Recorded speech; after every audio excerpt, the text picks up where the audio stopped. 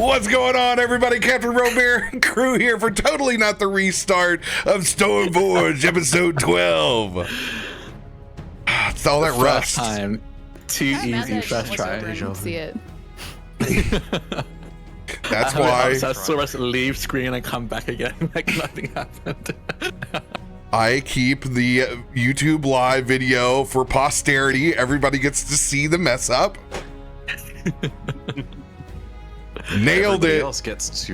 Everybody else who doesn't get it doesn't get to know about whether or not it's the first time.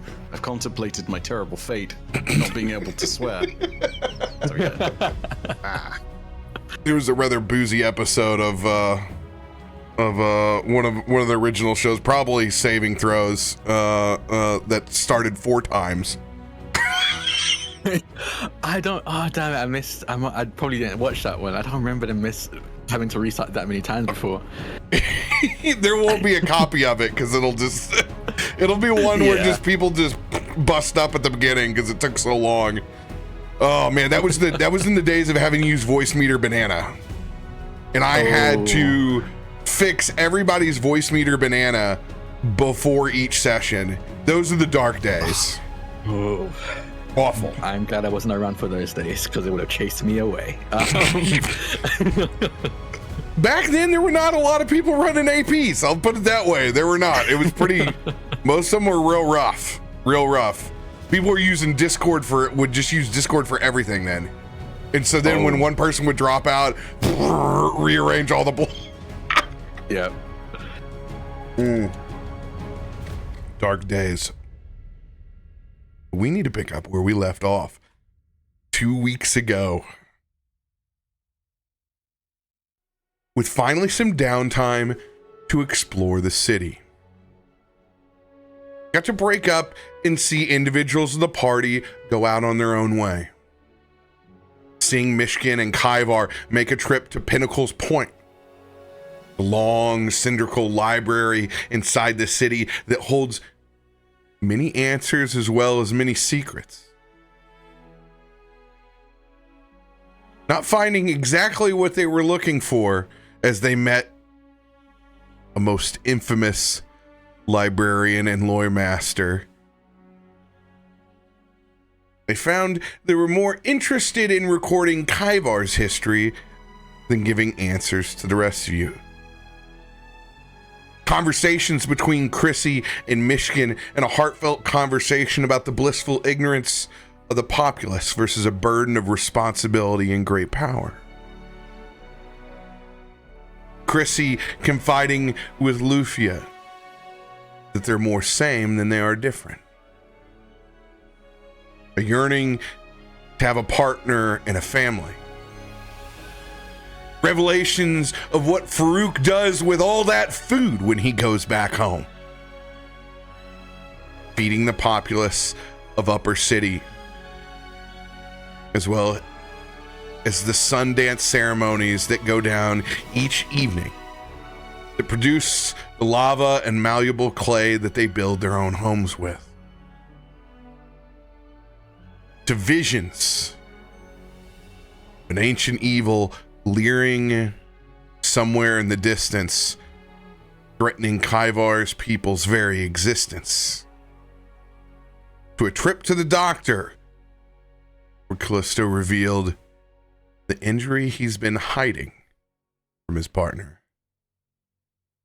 All wrapping up over dinner back at the Amber Forge, where Kallisto and Myshkin have a conversation about procuring cures and goods from a black market named the Trove. The choice is yours. We can roll off to see where you would like to start, or if you guys want to pick up with that conversation about the black market still.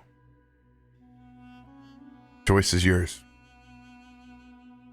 How do you feel, Ed? I'm down. I mean, what are Kallisto's thoughts as we stand in the streets?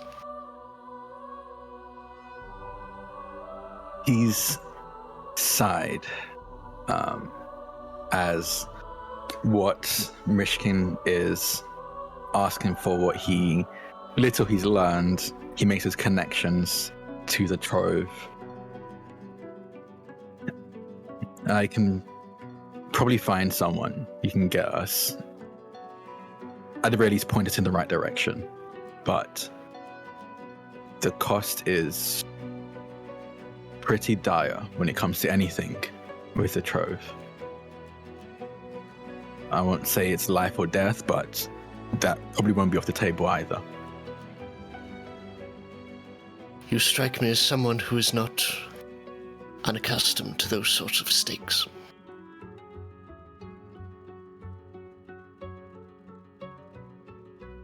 Yes, but most of the time I'm prepared for those stakes. We're going to be going into this more or less blind, unaware. What they could ask from us could be impossible, incredibly difficult, wrong.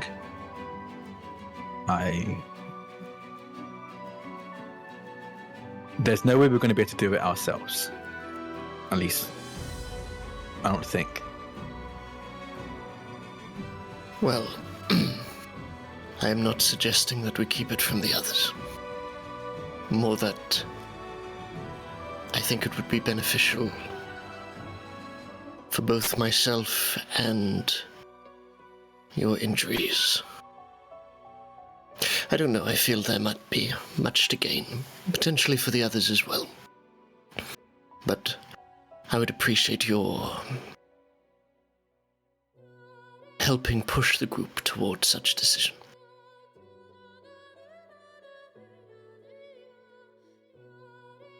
With something like this, when it came to what was going on down on the lands forgotten,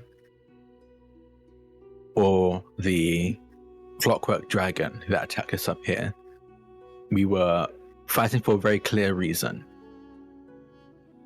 If I ask everyone to come with, they're going to want to know my reason, and I have no issue telling them mine. Do you have an issue telling them yours?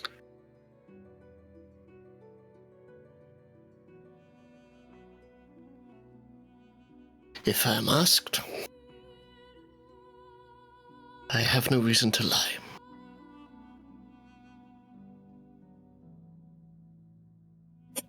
Okay, well, the potential contact I know is probably tired of my face, at least for now, so I'll give him an hour or two. I need to head to the library anyway. Do you want to come with? Or I could just tell you where to meet me afterwards. I have already seen the library, and for as many fathoms as it has, and as for as large as it is, I found it somewhat wanting for my purposes, but I do have to ask, your injuries, does your wife know the extent of them?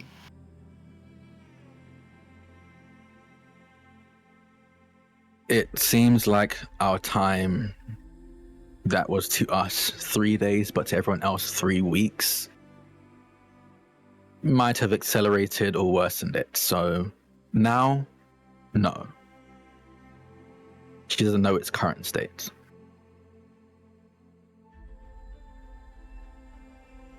Might I offer a word of advice? I can't promise I'll take it, but I'm willing to listen. You should tell her. It does not do well to keep secrets from the ones that we love. It is too short a life for that.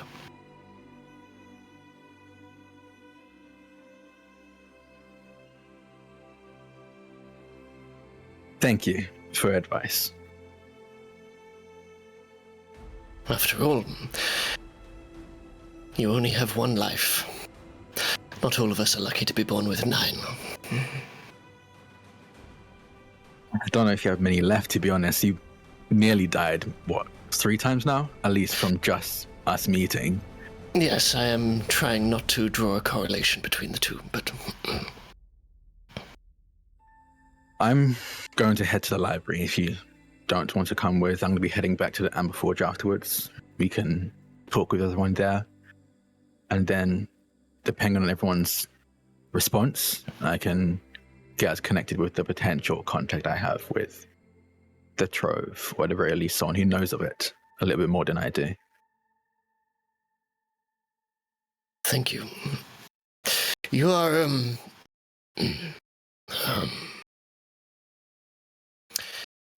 you are a good man, Kallisto. He just places a hand on your shoulder and gives it a tight squeeze and says, "I'll see you later." Happy reading? Myshkin turns and brings the hood even further over his brow before moving swiftly off through the crowd. And Kallisto turns and continues heading to the library.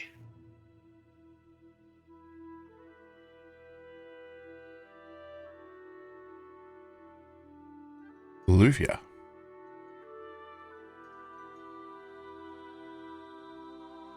Honestly, I don't think that Loluphia would be doing much, except for just hanging out around the house and waiting for Kallisto, if it's still day of, which I would assume. Yeah, I think to say it's sort of day That's off, yeah. some big stuff you're doing there, husband. What do you mean? I'm just going to the library. Keeping up my reading streak, you know? I'm on 59 days on Duolingo, and I need to keep it going, but I need to go to the library to focus. Robert, can I ask a question with regards to timing? Mm-hmm. On this same day, how long has it been since Kaivar had the dream from the last episode?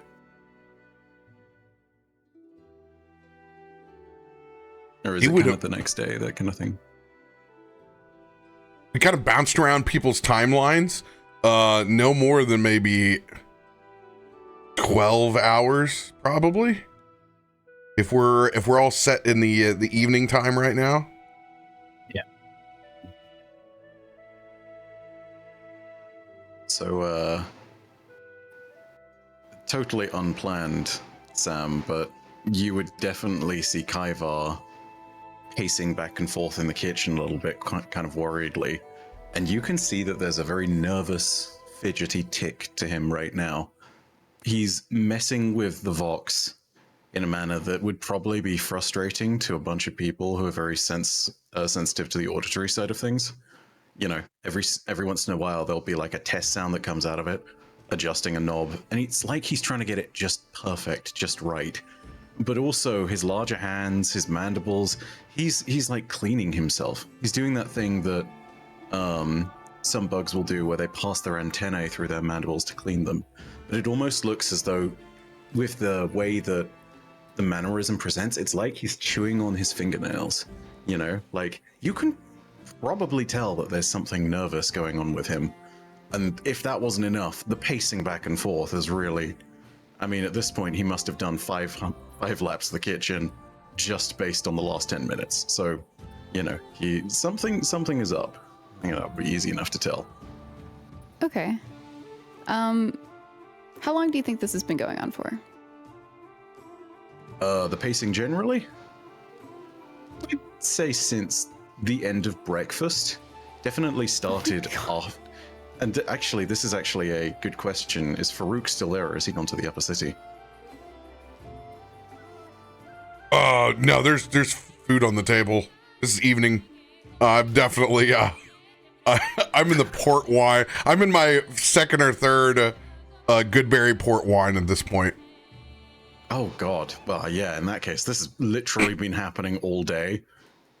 And something seems to be sort of very agitated for Kaivar. Very strange too, because he has not gone to the library. Or is this while people are out? I think I'm still out, I'd say.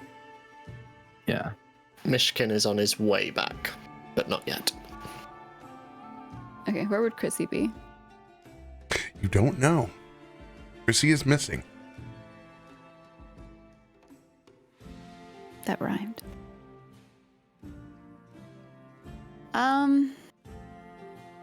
Maneuvering around you just throughout the day, aware of your movements and your trepidation and just everything that's kind of going on with your demeanor, but at the same time, Loluphia tends to just focus what's in front of her, which has been her family, and potentially finally settling down in a chair just to read a book as things are going on around her and she's awaiting Kallisto's arrival home. And you could probably hear her tapping her foot. Not in a way that is to calm her, but more of an annoyance. And she's reading, looking down. Are you done yet? Kaivar kind of looks behind him, wondering if this was directed at someone else, slightly praying that it was directed at someone else. And she's looking right at you. Unamused. But not mad, even if her voice comes across that way. After about maybe 7 or 8 seconds worth of sputtering, this one, sorry, yes. It sort of like retreats slightly to a corner, but like at this point is holding the Vox a little bit closer. Also, eyes have become very focused on Farouk in particular. It's glaringly obvious because of just how big Kaivar's eyes are. Like, you know, if he was a is that a more recent thing? Or is that in the literally within the moment that you tell him to sort of stop. Gotcha. It's there from the next however many minutes on until someone interacts with him. It's legitimately one of those things of if someone was a stranded survivor in a desert and they'd gone for water without 3 days, Kaivar's stare at Farouk is the same intensity as a vulture staring at them, but without all the malice of, I'm going to eat you. Just the intensity. Just like, you can kind of clearly tell that something is on Kaivar's mind, and that Farouk is at the center of that.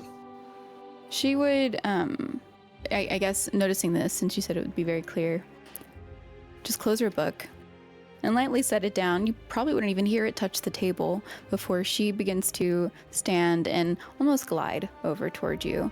And she would just place her hand gently on your shoulder. Are you done? It's the same question, but she's confused now. No. This one, Kaivar, have a question, yes, but cannot, does not know, is scared, yes. Kaivar, and she's just gonna almost lightly push your shoulder as if toward the door. Let's go take a breath outside. And if you would like to, she would be walking in front of you to step outside. You are the matriarch of this house whenever V Don't and tell my Ifrit mamas-in-laws that. Right, like at this point Kaivar is very much like in that position of not being the authority figure. He is following your word. This is your house, your rules. So he will follow you outside. And as He's you a terrified little bug boy. You think he's going to take charge? No, he needs to become a braver toaster for that. Perfect. Yeah, no, but she would step outside and turn around and wait for you to walk after her. As you do, she would kind of look at you and look at the door behind you that is left open, hoping you understand that she's trying to get you to close it. Hang on a I think I was gonna say, I want to roll it. Ziva, that was when... Did Farouk just close it? No, I was imagining you closing the door on my loud story in the kitchen. To Ziva. Ivar doesn't quite put the pieces together immediately, but after you stare intently at him and kind of like it goes on for a few minutes, Kaivar like gingerly looks back at you and back at the door and then like slowly closes it and waits for your like confirmation of like, yes, you'd close doors. Doesn't know quite what to do. She wouldn't make any movement toward that at all. You wouldn't be able to tell anything. But She would look you up and down. What's wrong with your Vox? Vox is... Vox fine. Yes. Have But, you tried asking Ifrit to fix it? You're in the right No. place. Vox, not problem. No. But this one, Kaiva, have a question for Farouk, but... Well, then ask Farouk. No, this...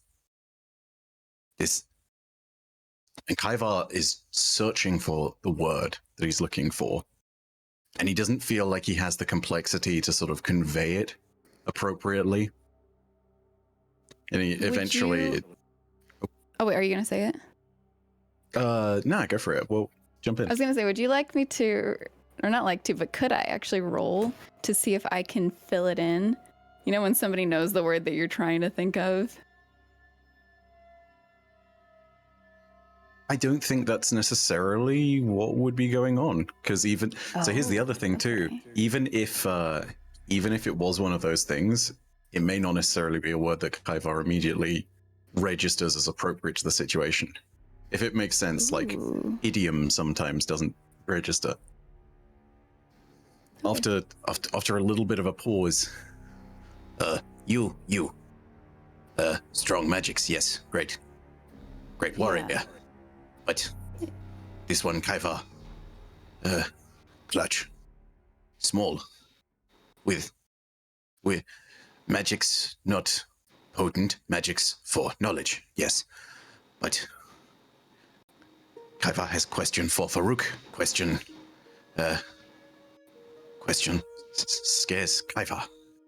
Question bigger than Kaiva, yes. I'm not You can one see to pry. this is. Here's something else too.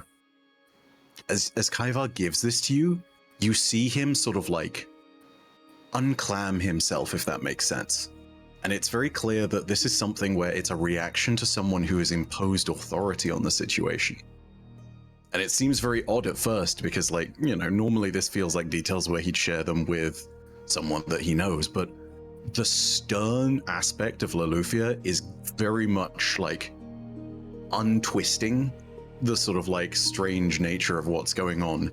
Like, he's seeing an authority figure and something within his buggy brain is sitting there being like, don't mess around with this. Nope.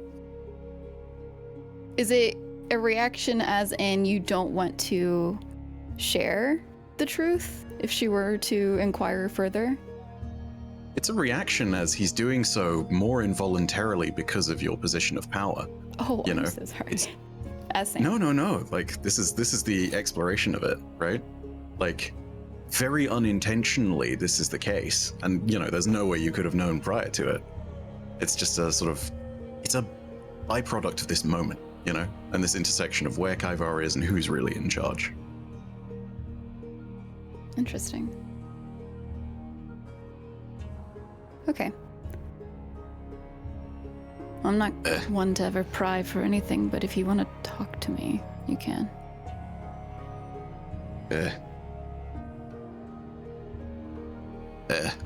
Loluphia. Yes. Well, good job. This, That's my name. yeah, yes. Kaivar is getting better at names. Yes. But, You are actually. You've improved a lot. sort of like slightly relaxes just a little bit. Still very much like in that mode where all of a sudden he's focused. There is palpable anxiety behind his words, but it's steadied at this moment in time. This question, this one Kaiva must ask, yes, but Kaiva does not know if they will like answers. Yes. Kaiva is scared, yes? I mean, Farouk's not that scary. No, Or is it more no. so your question is scary?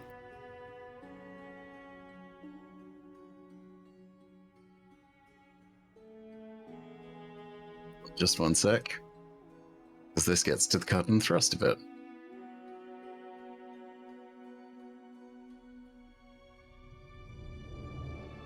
Grave toaster time, maybe.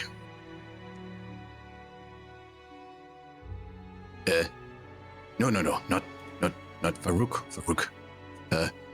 Friend, yes, but question and answer. Scary, yes. And those who must have answer, yes. Have a fear, yes.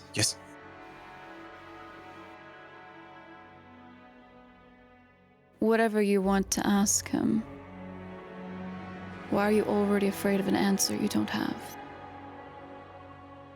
That question throws Kaivar through a loop, and it stops him in his tracks, because he realizes that this is something where he's starting to process things.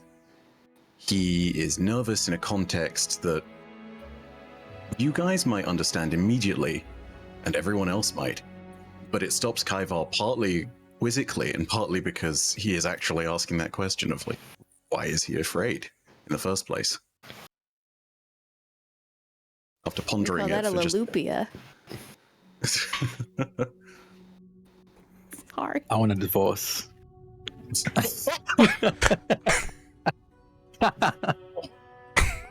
I'll allow it, I'm sorry.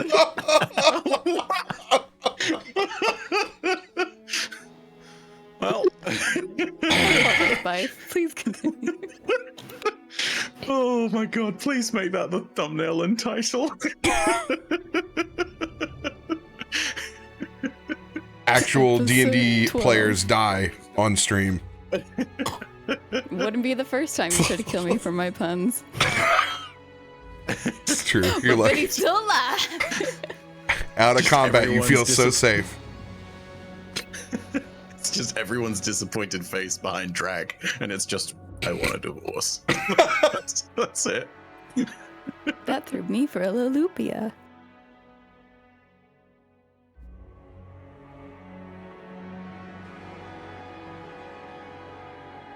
Understanding that he's feeling a lot of strange, palpable things, and that it really is all about him in this instance. It's something that sort of throws Kaivar through that loop, and he does not know what to immediately do. He doesn't quite know how to respond to the question. He's just left in pensive silence, kind of looks down for a little bit. One of his smaller hands goes from the Vox to the book on his side, quite subconsciously, doesn't really see what's going on. Is gripping that thing quite tight, but more as a thing of reassurance than anything else. Farouk swings the door open. Excuse me, it's a nice night out. I didn't expect to see you all there. I didn't expect you to be standing. What's that supposed to mean? My legs are You've been fine. drinking all day. Not more than any other day. I'm not gonna lie, Farouk, I don't know your ins and outs of your days. With the food and as good as here at the Hammerforge, we'll be like family in no time, Raleigh. I hope not. Question, Farouk. Yeah. Yes? Are you able to think clearly?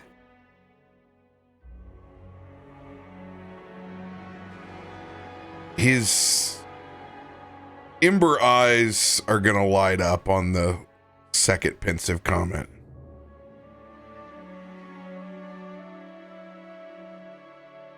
He's just gonna stare back into your eyes, Lolly. And I'm going to cast Cinder Gaze. Ooh. What's that? You burn my eye holes? No, it's a... Not gonna lie. It is... Don't look directly into the eyes of an Ifrit. Everyone knows that. I look into yours every day. I'm only part, okay? And that's still kind of unsure. With Cinder Gaze is a divination where I can read future patterns through flames and smoke. But I can do this through the layer over my Ifrit eyes. So it kind of casts an aura over the person to try to get a read. And I simply get to roll a d4.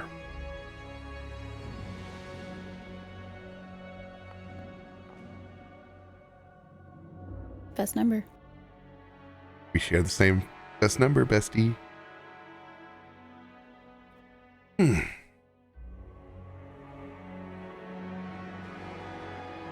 Tell me when I'm telling lies.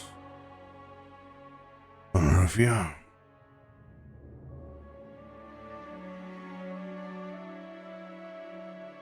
For I have not spoken one to you.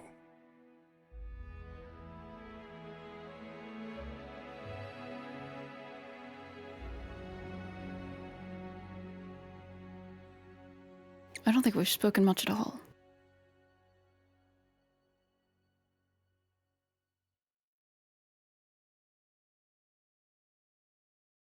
He's going to continue to stare back into your eyes, waiting for this inevitable question.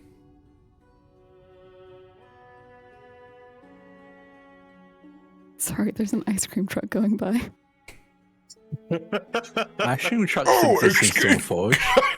Excuse me! Yes, excuse me! What? They never slow down. I really could have gone for a dilly bar. Shiva! What do you gotta do to get these things to slow down? God, he was pedaling so Set fast. me up. It starts coming down the road, and I'm like, no, it's gonna pick up in the mic.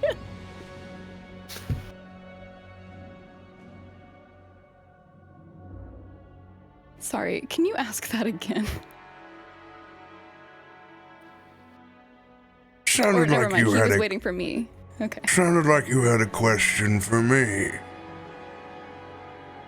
Yeah, if you, and she's gonna look down at Kaivar, obviously, to try to draw your gaze, and then look back at you. Would you be open to answering a question from Kaivar? One that could be scary. Of course.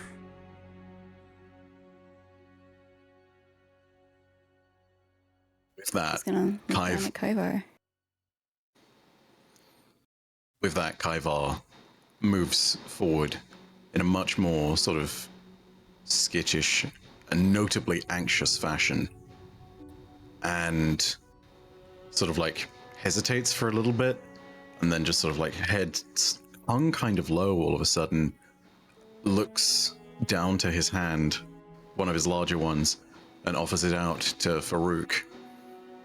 Do you take Kaivar's hand? And for context here, this is one of those moments at which Kaivar is initiating contact so that he can begin talking psychically. This would be the first time you've heard it, so you would not know, but it's a moment of trust first. Before he takes your hand, he's gonna put a hand on Loluphia's shoulder.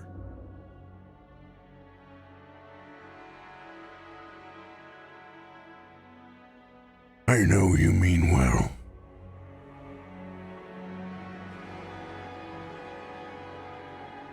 Even if sometimes your words betray your message. She's gonna shrug away from your touch. I don't need to be lectured right now. All of us never stop learning, Ollie. You Have have ask your question. you have advantage on your next saving throw. You choose to use it. Is that me or Loluphia? That's Loluphia from Cinder Gaze. Cool. Of good fortune. I turn around and I take Kaivar's hand. It's as though someone has evaporated and disintegrated the dam on a tiny stream You make contact with that hand, and then you feel consciousness ripple through. My apologies to speak to you like this, Farouk, but this question I must ask. It terrifies me, I think, but there are strange things I have seen, yes? Dreams, yes. I was there with you, brother. I saw the visions as well. At this point, you see Kaivar's eyes go wide, and there is, like, he is skittering around with the movements of his head. Like, at this point, it's as though he's been told that there's danger nearby. Farouk, what was that? Well, was it danger that has happened? Yes, or was it the future? Was it past? Does it happen now? This one, Kaivar, must know. Yes? Vision of the future. Potential. It was a large roadblock between me communicating with my own parents and ancestors. Something looms in the distance from our ancestral home. An entity of malice, conceit.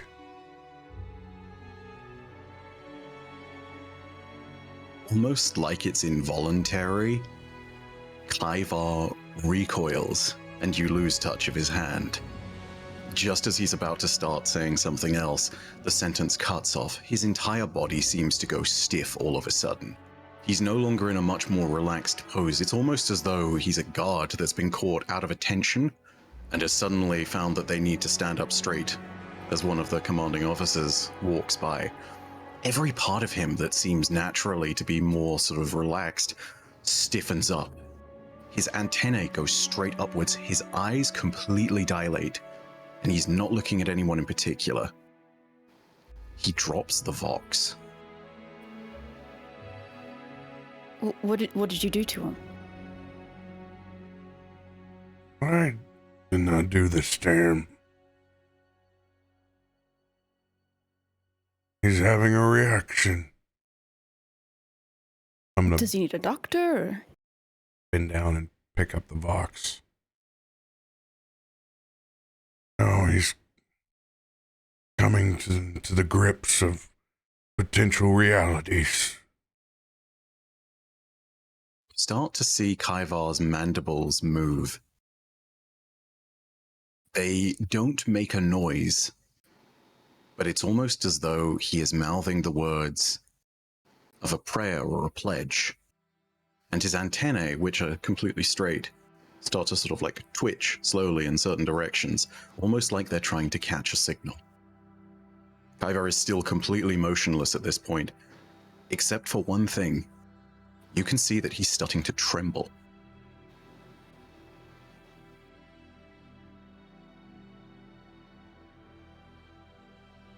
My friend. He's gonna put a hand on your shoulder. Did you pick up his Vox? Yeah, I picked it up. Is there anything happening with that, Kaivar? No. So that Absolutely is also nothing still going on. No Yeah, sounds, no it's- nothing. No sounds, no nothing. As you touch Kaivar's shoulder, you feel like there is an open door, and like very involuntarily, something is flowing out. While before it felt like a stream, now it feels like a river starting to pick up current. Like a point at which it diverts, a distributary.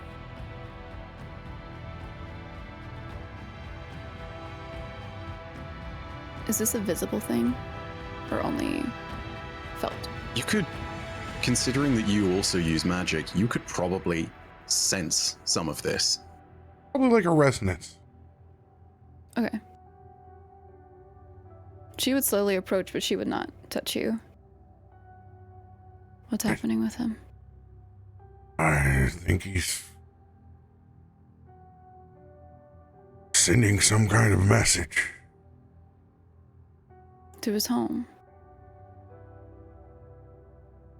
Somewhere. He's in a trance right now.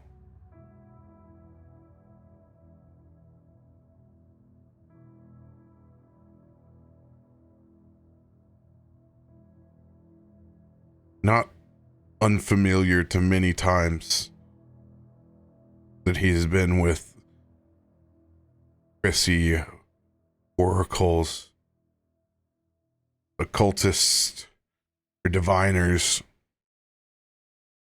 Faroük is just there to literally support your physical structure so that whenever you come out of this trance, you don't awkwardly fall or collapse. Something that he's very used to.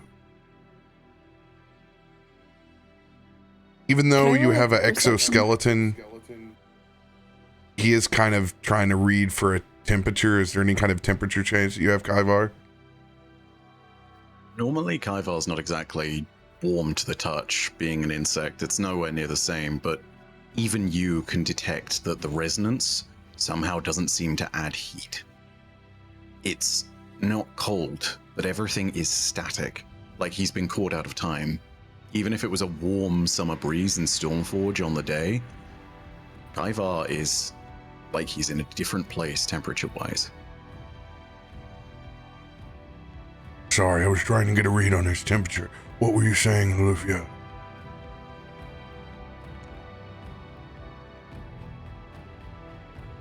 I was trying to perceive if there was anybody watching us or around us that could be trouble for Kaivar.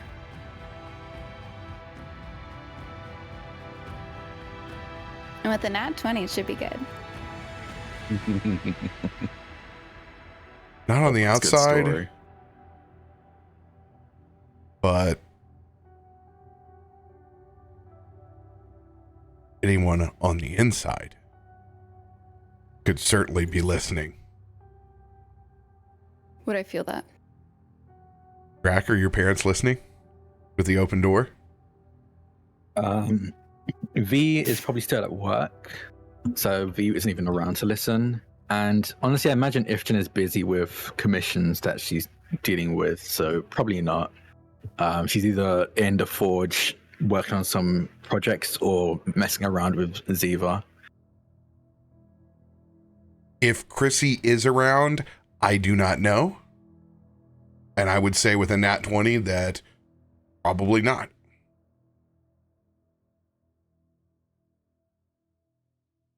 No one on the streets is paying attention to your conversation in front. Most people are finishing up dinner in their own domiciles. It's a rather quiet, nice night.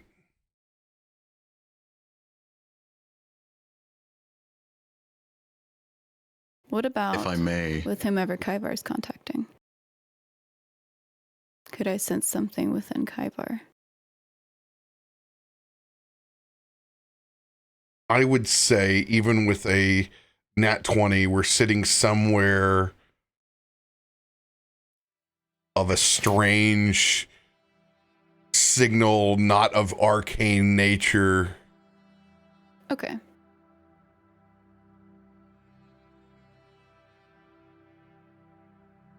All right. Any other information you want to give, Lolly? Go for it. very subconsciously, and only because it's a nat 20, because this is totally not what you were looking for. It's not quite a whispering, but you feel pressure. Not social pressure, although it could be applied in such a manner. It literally feels as though there's static building slightly in your ears. It's not as though it's building to a crescendo, but it's a resonating hum. You also see that as Kaivar's larger hands have gone limp, his smaller hands that have dropped the Vox are sort of reaching out, trying to grasp something. And just because it's a nat 20, it looks as though he's trying to hold someone's hand.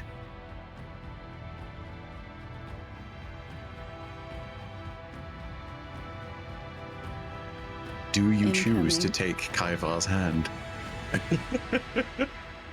Oh, yeah. This is a question to both of you, by the way. Loluphia would,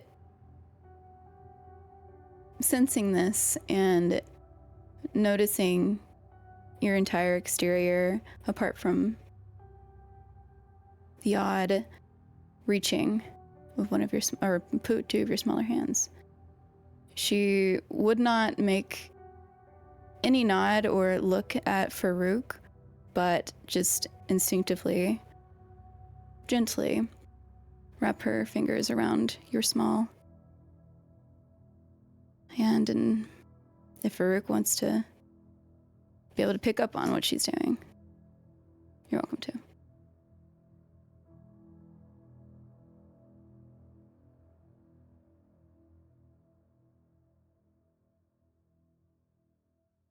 Absolutely.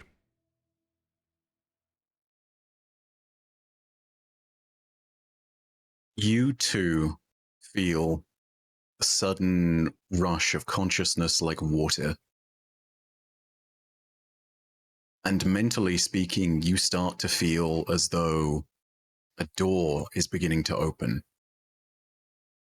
I'm going to roll something, but assuming that there's not a 1 or a 20 situation that might change things, there is potential for you to see within Kaivar's mind.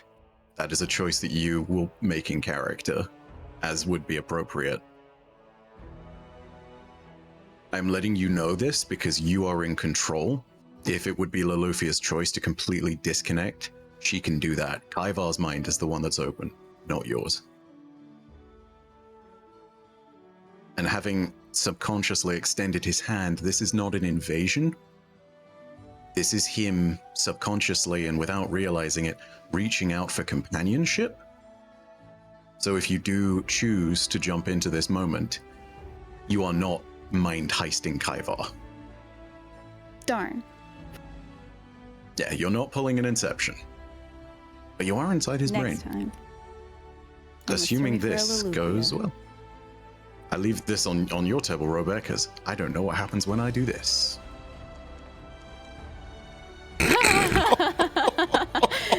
Nothing, obviously. Oh, wow.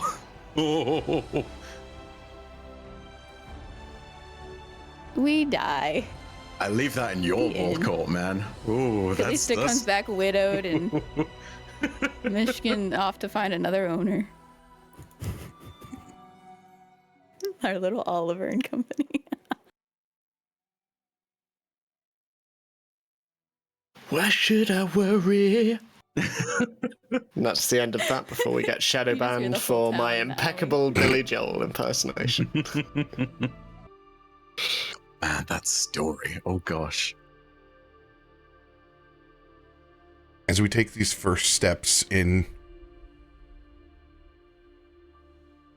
the open mind of Kaivar,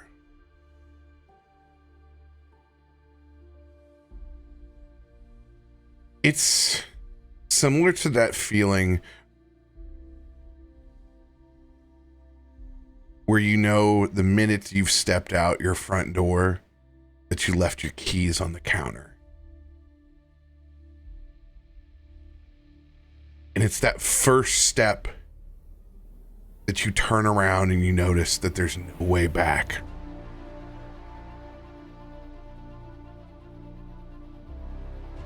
As the two of us look at a structure that we've never seen before,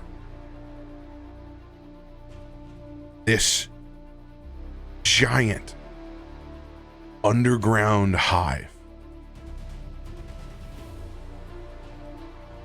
a literal metropolis built into the ground, where there are many different kinds of insectoids, some like Kaivar, some very, very foreign and different in structure.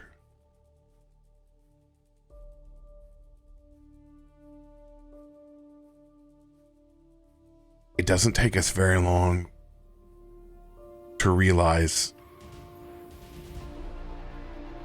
that we're in some side of remote viewing that is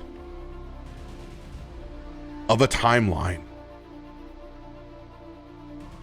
Me and Lolly don't know, but Kaivar, please describe the current state of your hive. This is a direct timeline look of your people and its home.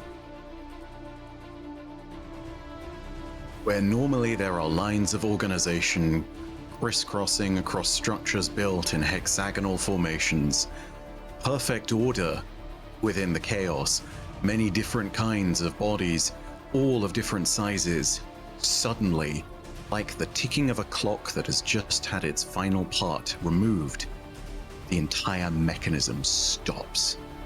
Every single insectoid within is exactly like Kaivar. And from far off, a presence you cannot hear, but you can feel. There is this loud, booming voice. And at first you can't quite understand it, but you can see Kaivar, and it's very clear that he's at the center of whatever this maelstrom is. Not physically, but mentally. As the projection and the remote viewing starts to factor in, you start to understand how things work. The hive is a physical place, but it's also a mental one. You start to see the different waves of thought. And as thoughts ripple through waves, you see that Kaivar's is one of the few that carries emotion.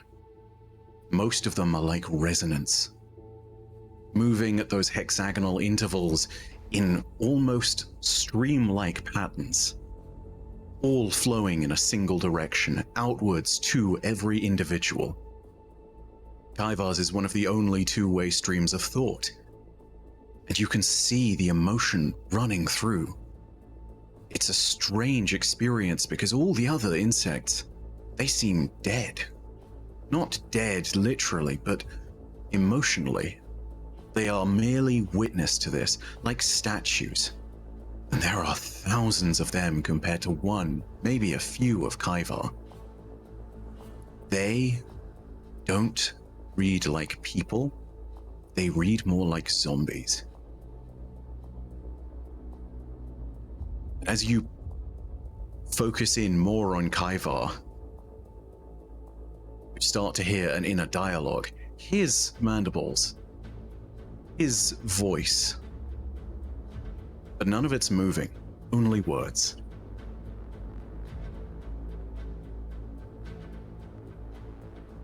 I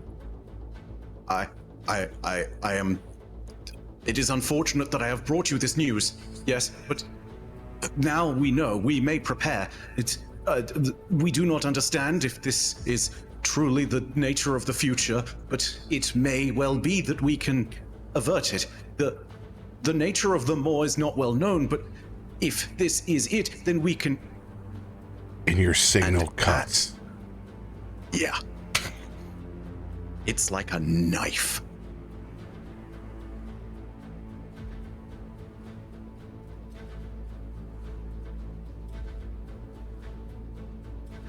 Opening our eyes out of that state of remote viewing.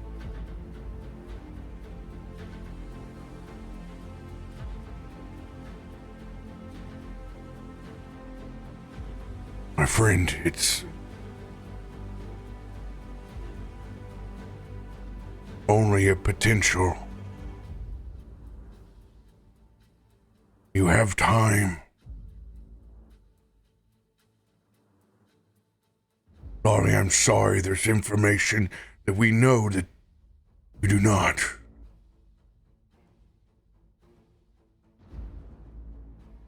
I've What do you seen mean?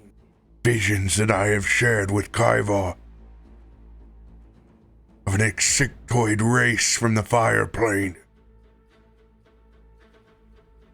that seems to be terraforming complete other civilizations in its pathway. One of my visions saw them targeting Kaivar's home. They replaced the tunnels that we saw with molten metal. They ignite them and make their own structures and entomb the living as part of their own home. Trapped in a fiery stasis.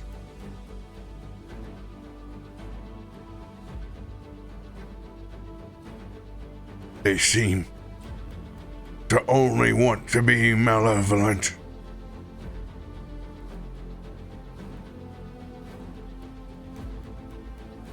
Are we threatened in our home? Kaivar's home what are you is saying? threatened. Yes. How do we help? I don't know yet. As you're having this conversation, everything happens at once. You see Kaivar's body untense for barely a second. His eyes return to normal and almost look as though something is approaching. And then it's like an invisible person has gut punched him. And he physically recoils back and falls. I got you, buddy. Even with that, you can see there's a little... Ivar sort of coughs something up for a moment and then shakes his head as he takes some damage. What does he cough up? It's... The human analogy would be as though he's been punched so hard that he coughs blood. Okay. What color is it? Oh, you don't see it. He's managed to keep it in his mouth, so to speak. Oh. Ew. If Like throwing up in your mouth and just swallowing it? Yep. What? it's not a fun time. It's What a a very bug. unfun time. It's like chewing on your cud. It's not good. Mm. Yeah, my southerners get it. You know. Them Billy Goats be chewing on their cud. Uncle Pimmican Man. Ivar just sort of like looks around, feverish, anxious, panicked. You have no idea the conversation that's just happened, but you can tell it's bad. And Ivar looks up at Farouk, and at first feels only anxiety, trepidation. And then looks back at Loluphia, and now is looking around for the Vox. He looks anxious, but underneath everything, any speed that he's offered is lent by panic. It's okay. There's also something in him that looks quite broken. He feels as though he's been... It's like someone has... He is offered an idea almost, perhaps, and the idea has been so soundly rejected that he himself is dejected as well. We're gonna get those answers, buddy. Gonna hand you the voice box. Are we back in our reality or not Yes. yet? We are, okay. She would have let go of your hand as soon as they came back. Oh yeah, no, absolutely.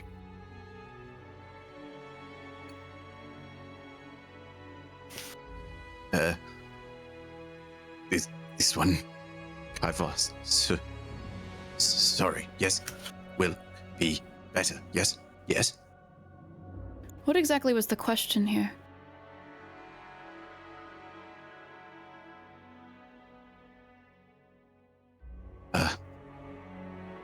Is this Ivar's people's future, past, present. Yes. Yes. Yes, no, no, no. At this point, again, understanding the authority figure in this situation is definitely not him. Ivar's head is bent very low. It's like he's been absconded like a child. He doesn't look either you or Farouk in the eye. It's not a disrespect thing. His head is bent low. Loluphia's just gonna look up at Farouk. What do we do?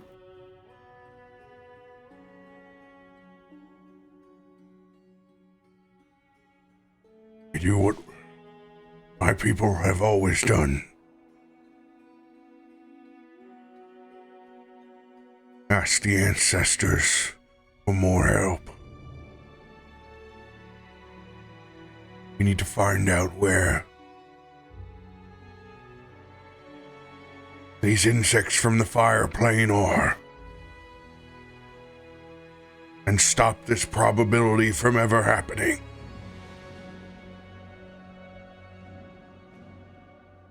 It has been many years since my people crossed through the portal inside the mountain.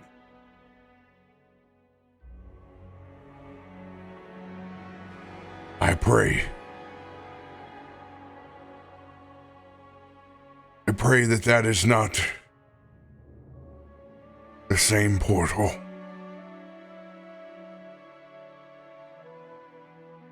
Well, But if so,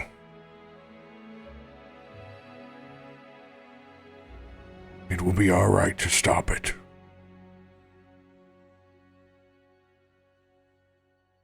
as much as I just want to jump on board.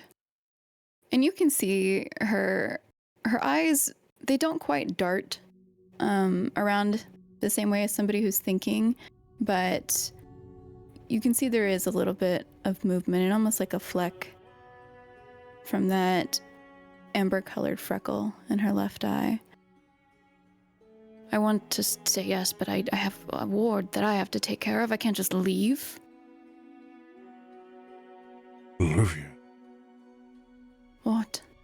that portal is in your ward. I would know that. Don't laugh. Not everyone knows everything. No, but you seem to. Why? I have been walking in this body for many years, Loluphia.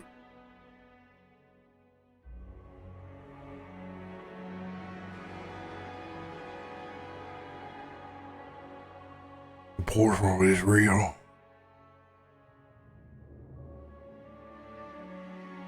If it didn't exist, I would not be here.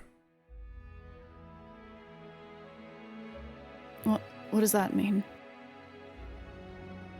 My people came through it many years ago. It's how we got to Faltura.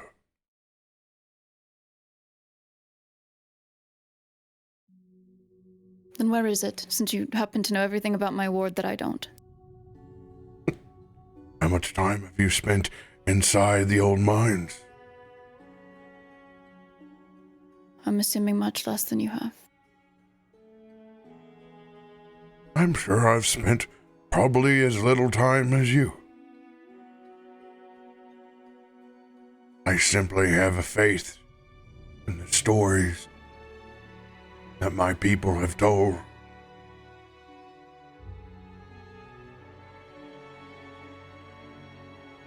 They say that there's a great portal that we cross through, from the fire plane into the material.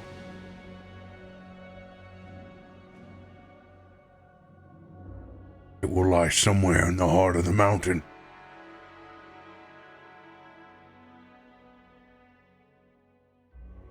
I don't know if I can just believe he said, she said storytelling And Is Loluphia is actually going to one- walk off because hearing of where Farouk comes from and knowing who he is, what he is, and where he says this portal is, really bothers her because of her connection with Kallisto and her knowing a lot of his story.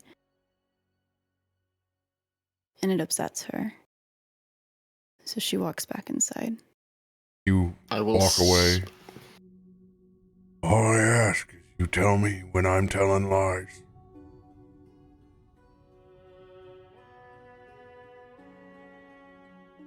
This one has seen them before. Yes, yes. With Gracie. Yes, yes. Yes. Before. Dragon. Yes, yes.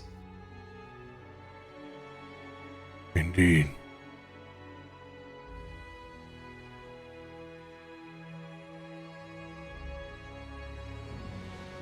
Ivar's head is bent low still. He is looking at the Vox. One of his hands is on the book. It is very clear that he feels as though there is a dereliction of duty. You can tell that just by how he's sort of itching, and it almost looks as though he wants to walk away, like he's got to do something. He doesn't know what that something is, but it's the itch of a person that you can see needs to move and needs to go somewhere. He doesn't immediately want to leave, though. He's not quite sure why. It's feelings that he hasn't been able to fully understand as feelings yet.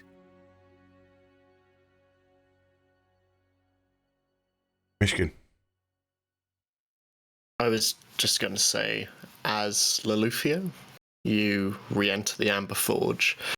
You see coming round the corner and towards the establishment of your in-laws, Myshkin, hooded and stalking through the dark streets, back towards the group.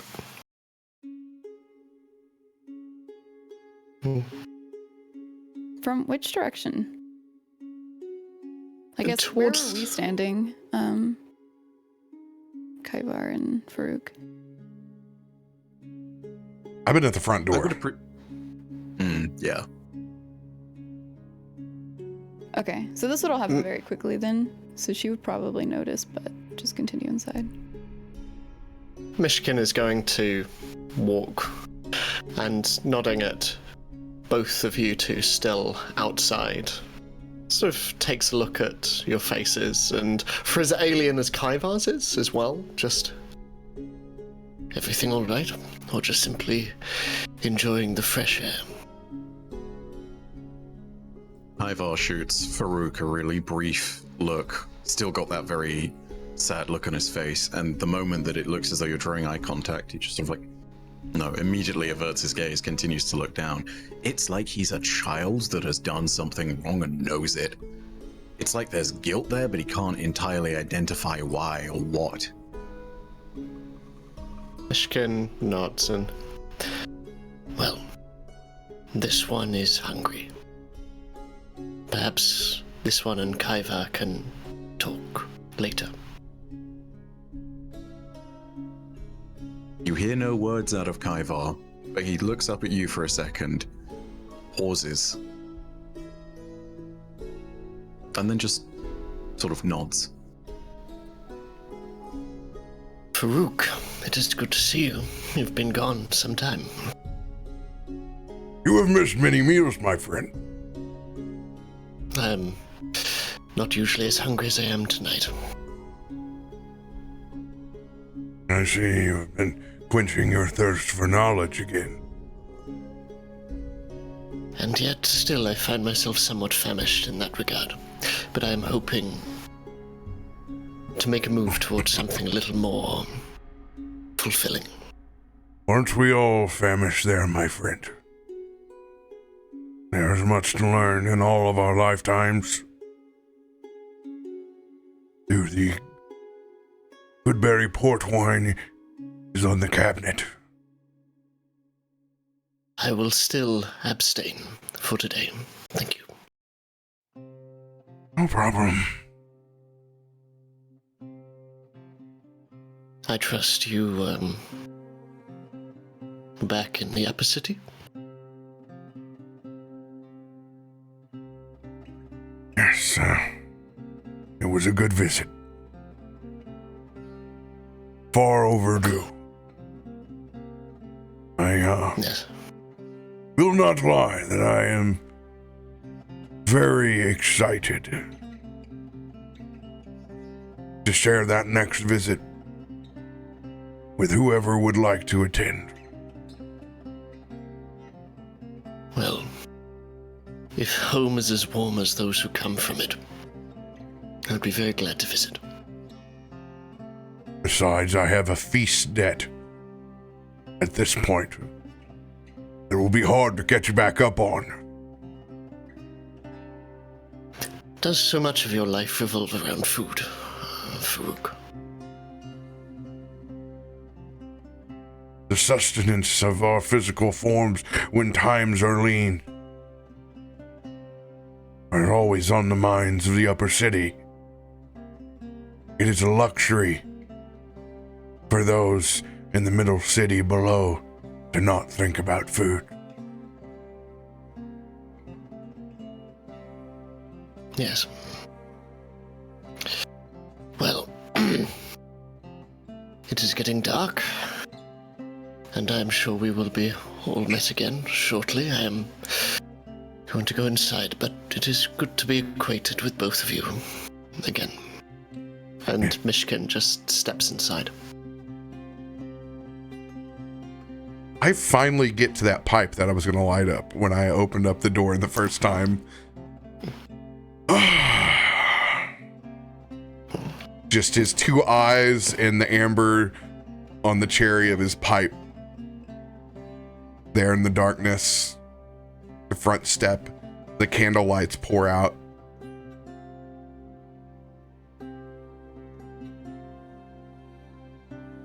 Kallisto, what does your nighttime voyage look like? Yes.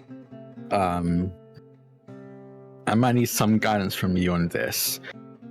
He would want to go to a library, because I know there are multiple libraries in Stormforge, but he would want to go to a library that would realistically have information on magical beings, and not just like myths of magical beings, but like ones that have been found or seen or observed. He would want to go to a library that would conceivably have that there.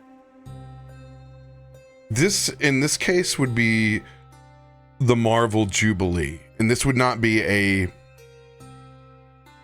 necessarily a public institution that you could go to. This would be a place where you would have to have Wayfinder Guild membership somewhere.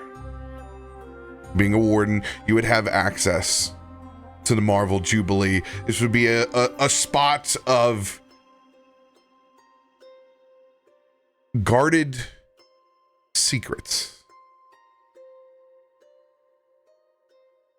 spent over a lifetime of monster hunting and collecting information. This would also be a place where there would be, especially after hours, you would have access, but there wouldn't be curators there during the day. They would have long since retired back. So it is you kind of in the catacombs. Yeah. So it's centrally located. It doesn't take you long to get to, but it is if there is a library inside of those really old recessed pubs as you go down and down further. It's very reminiscent of maybe 2 stories of the Belmont Library. Okay. If you've seen the animation, it doesn't go down nearly as far, but about 2 stacks down, and then there is that central large opening on the main floor of battle schematics and plans and large tables of use. I love that description, by the way. Sorry, I had to say. It's so cool. All things Castlevania. Yes, yes. Okay. Yeah, so that's what I would be heading to. It would be very... I don't often come here. For the most part, the creatures we've come up against, we haven't had much need of doing extra research, because most of the time we don't have time to run into these things and have to fight them on the spot. Don't have much time to plan. But yes, no, I'd go there and I'd be more or less alone here, he said. The door is one of those large, cryptic, gothic masterpieces. Instead of kind of like the divine and the gods battling over a plane, this is of known creatures that individuals have seen that are sculpted into this door. And in particular, the massive skeleton key that you have kind of has that gargoylish head at the back end of it as you use to open up this rather ominous obsidian door. And it kind of pours out this crimson light that's from the inside. It is a ominous step in, especially at nighttime.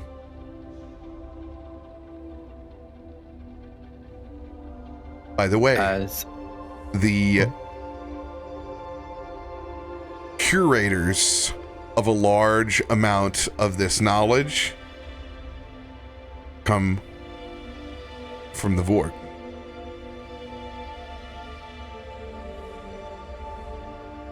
The Voshborg? Yes. Oof. Okay.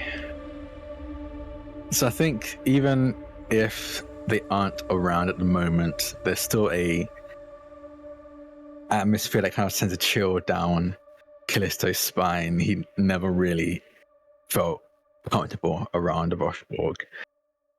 But the information he's looking for is most likely to be in their archives, what they've been procuring. And yeah, he's going to start looking through the library, and what he's specifically looking for is beings and creatures like the one we came across in the Forgotten Lands, where it tried to pull the memories from Chrissy and then Myshkin. Creatures that could affect memories, alter them, take them, manipulate them. He's very specifically looking for anything like that. And just trying to see if any of it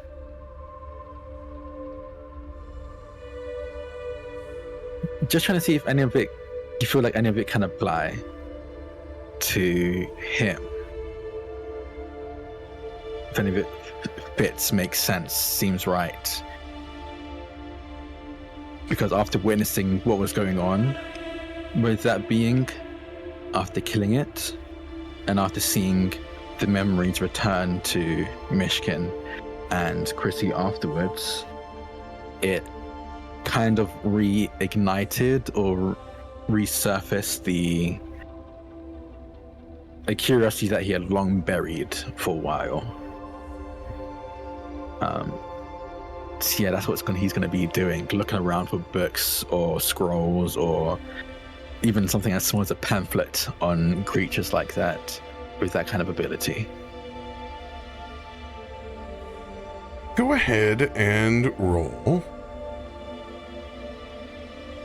Since this is someplace that you're familiar with, you know the catalogization of things, just go ahead and roll perception in this case.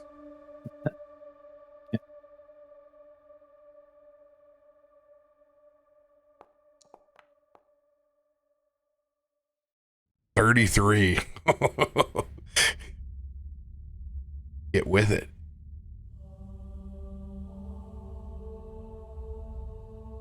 Within your research,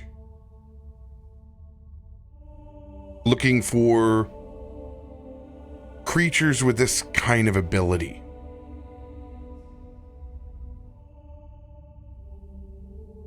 you notice that there is a lot that addresses the astral plane in different dimensions. While still a part of the fabric and science of academia in Stormforge, these are still fringe topics.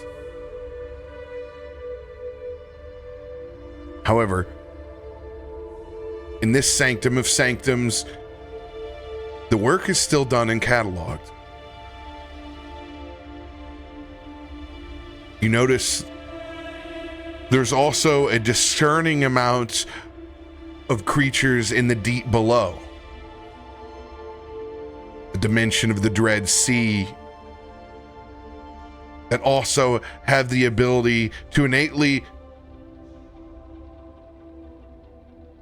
be telepathic, psionic, and have a hunger for memories. However, whatever you ran into definitely fell in to that interdimensional sort.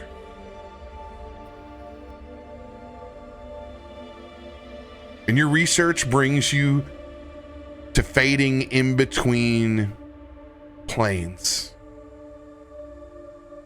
The more often that you cross in and out of them, the more you will always be magnetically attracted to these beings that have a greater interest on your mind than the flesh on your body.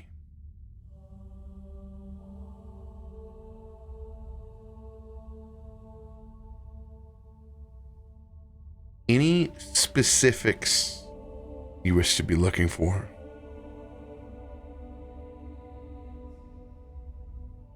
I say this both in and out of character. I don't know if Kallisto has any specifics. He doesn't know what he's looking for when it comes to the specifics. He's hoping. He's not much of a researcher, so he very much came into this thinking, I have one thing I'm looking for. I'll feel it click if it's a thing I'm looking for. So he himself doesn't actually know. He just knows that in his past he's had his memories taken or altered, and he's hoping to find something that he feels is the cause of it. And I think from what you've described, any of it could have been any of these creatures. So there's a level of frustration, I think, as he's looking at these books spread out on the desk in front of him, as what he was hoping would be like some kind of innate understanding or recognition doesn't come. One thing that you notice is that there is an abnormal amount of biology and written information on mind flayers in particular.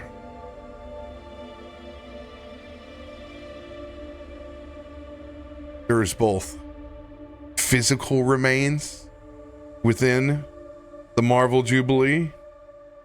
There's detailed anatomy, charts. On a player's side, complete access to all meta information. Okay. Of all the creatures inside here, there are the most information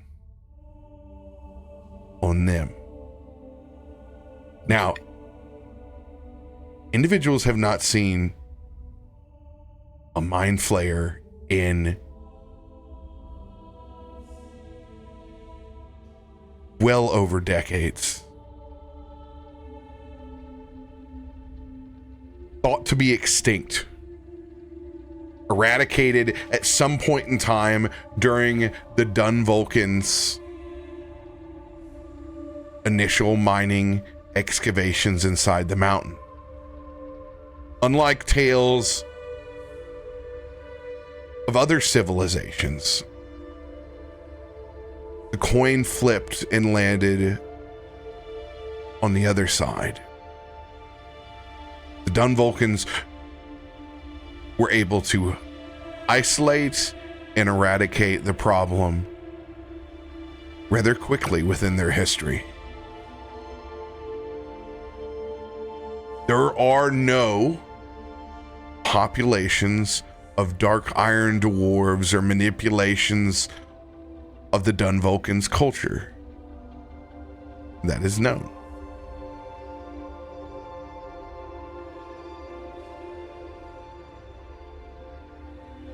That would be the closest tangible creature that exists in your biosphere or existed that consumed or altered memories.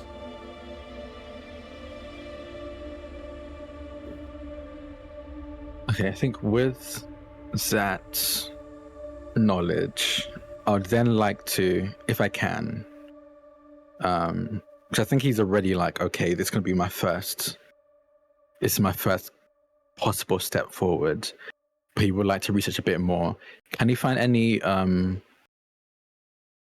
like stories, whether it's news stories or, you know, tellings from the person directly, or someone who has come across mind flayers and has had their mind altered, like almost like a the equivalent of like a psychology report on someone who has encountered a mind flayer.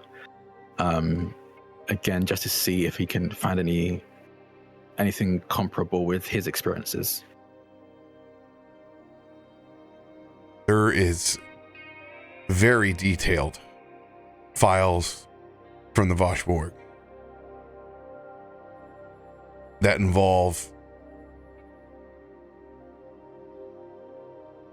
thorough testing on mind flayers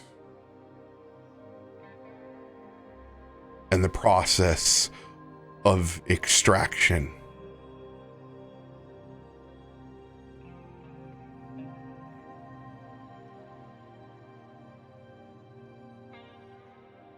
It's as deep as you want to go. No pun intended.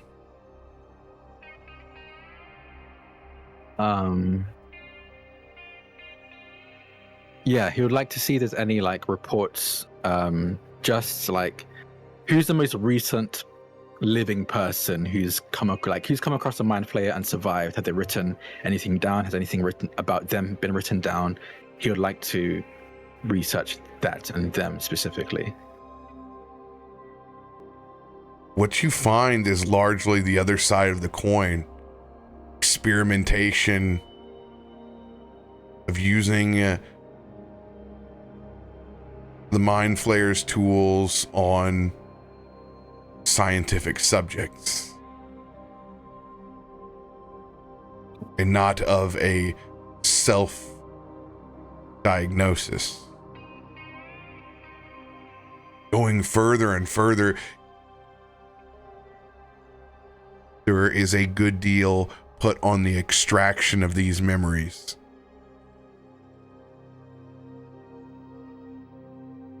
But not the feelings of loss or how to correct them. It doesn't look like there's been a bit of science dealt with trying to help any of those that have lost their memories. Only about obtaining them.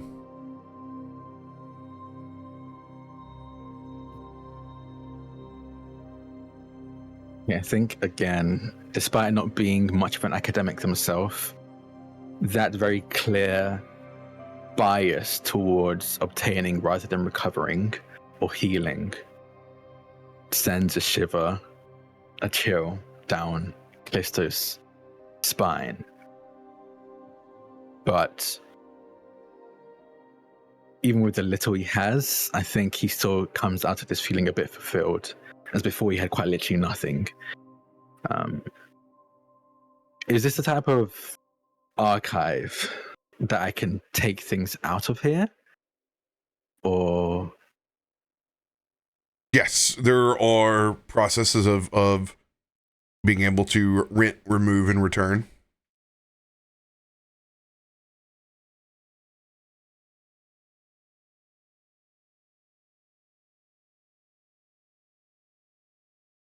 And then there was silence.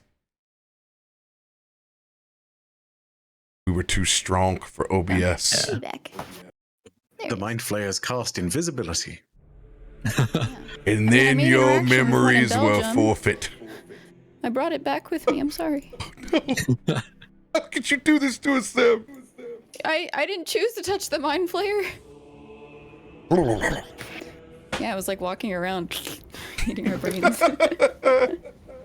It was hysteria.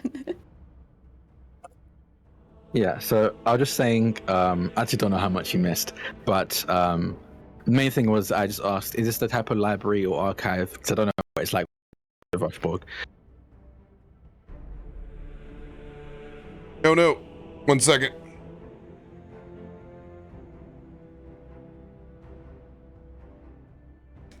Discord has to be reset. This has happened before. When things crash, Discord must also be reset. It gets finicky like that. And I can only do it through the task manager. Dun dun dun.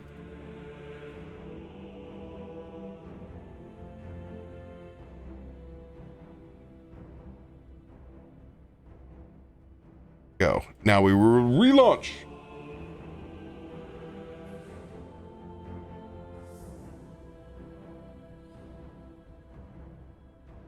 Ooh, heckin' good. Awesome. No, you. We are back. What? And yes, the question that you have asked is if you can rent, return. Yes, you can. You can Yes, remove stuff from the Marvel Jubilee. Yeah, so, yeah, I'll take the specifics on the Mind Flayers. Not all of them, but I think just enough to, one, have like the meta knowledge in case we ever come across Mind Flayers, what exactly what not and what we can do, stuff like that. But also some of the accounts of the experimentation done on and with Mind Flayers, some of those as well.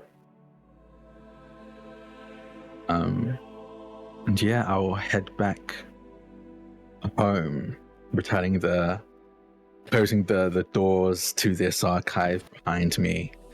Very happy to now be leaving this, honestly, as far as he's concerned, domain of the Voshborg, to head home to a more comfortable setting, at least for now, until you broach your topic of the trove.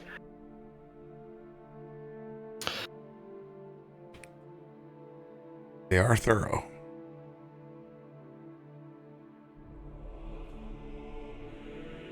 Kallisto, you are now trained in occultism. Oh, okay. Hey, look at you being so smart. With the access to the Marvel Jubilee. I have changed it on your character sheet. Yeah, thank you.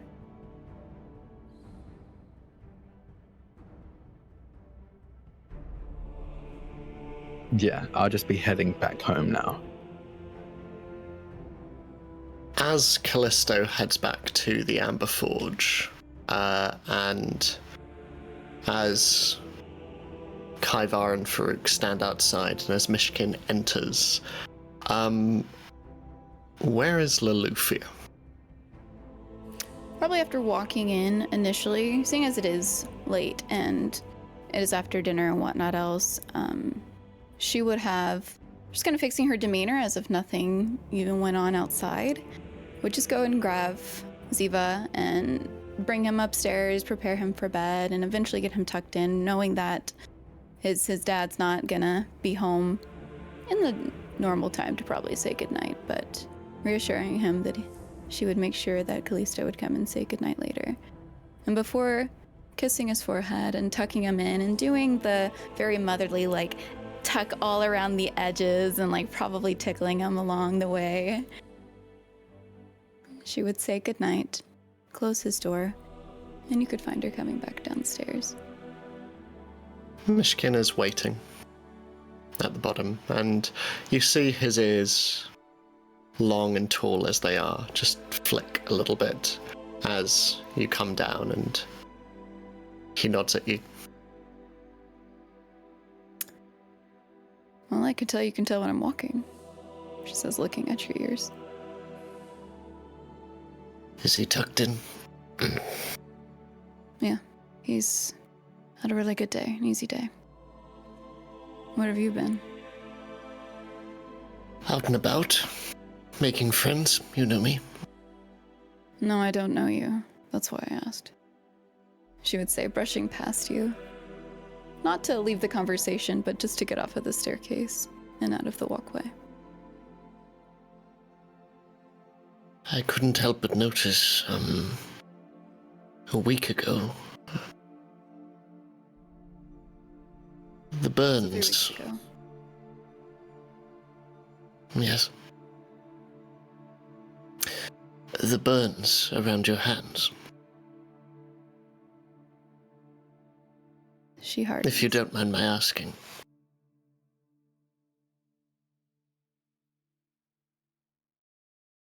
If you're gonna ask, then ask. You've only mentioned. Where are they from? I don't know.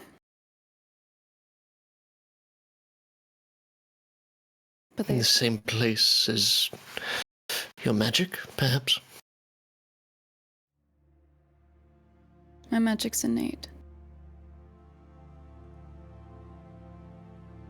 And you're very powerful.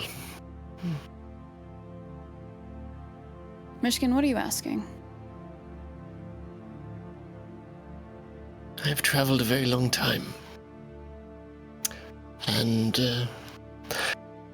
in truth, I came to Stormforge expecting nothing but machinery and inventors and individuals much like your husband.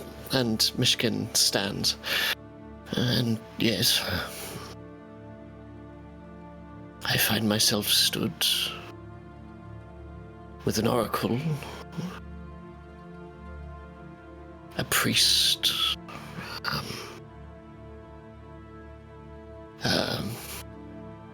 I'm not quite sure what our friend outside is, but also one of the more powerful magic users I have had the pleasure of meeting. I was just wondering if perhaps you might be willing to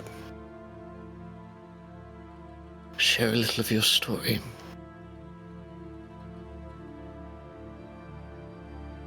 Of how I know my magic?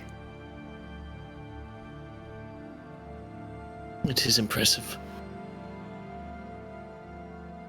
Grew up, messed around, and eventually was able to train myself. But I was born with mine. Why did you go out and choose it? Magic can be cursed. Yes, it can. But sometimes it is necessary. And, sometimes it is also necessary to understand those darker corners of both the world and ourselves.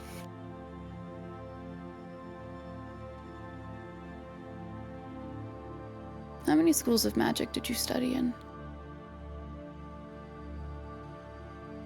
You can obviously tell it's more than one.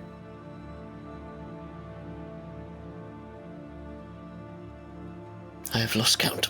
And he moves over to the fire of the forge, and as he looks in, you see the fire reflecting off his glassy green eyes.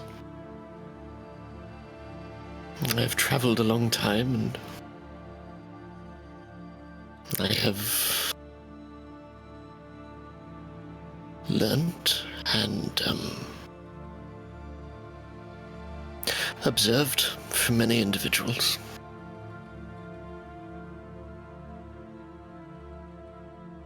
Trying to understand as much as I can.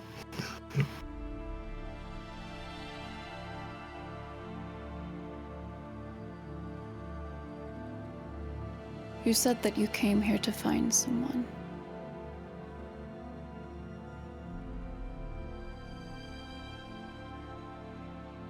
Has it been a long time trying to find your purpose for coming here? My purpose has not been hard to find. The people behind that purpose.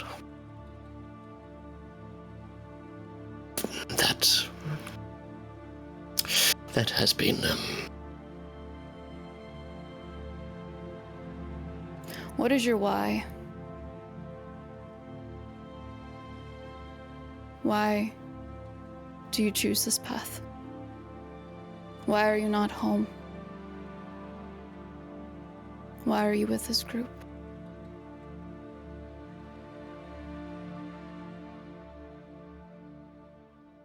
To be home is rather dependent on still having one.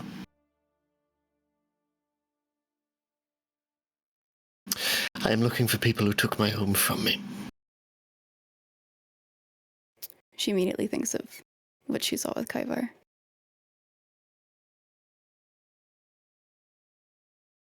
Do you have any information on that? I mean, you survived. You would have to know something. Myshkin looks you up and down. Before you see the sun pendant around his furred neck light and glow green, as a scaled, misty green hand appears at the end of his right wrist. And he plucks from his scarf a rusted cog and tosses it across to you. She catches it and looks at it. Describe Have you ever... It is nothing more than a cog. Simple. Copper. Rusted. But you can see that towards its top there is a hole where you would imagine once was threaded some kind of looped material, not unakin to a pendant. Have you seen its like before? I don't know. Would I have Robert? Is this something... Actually, this is for you, Ed. Would this be something that is from where you're from, or anything that I need you you know, would be pure? to roll society. Do so with advantage. Ooh. Okay.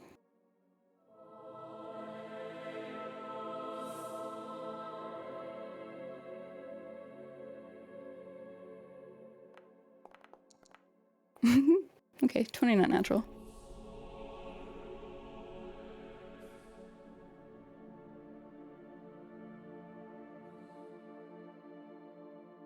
Only whispers of an organization that identifies with this object. You don't know their name. You know no members. It's like getting an insignia of an organization that you know nothing about. Is there a feeling with this when I touch it? Is there any energy, at least that Myshkin would know of? Or is it very still? Only its own ominous mystery.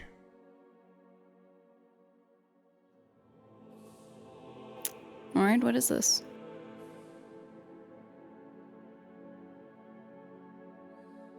It is a symbol of hate. A cogwheel.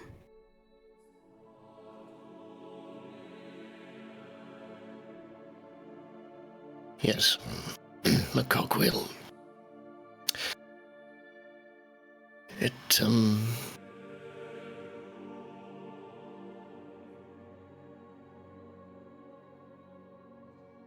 something that individuals like you and myself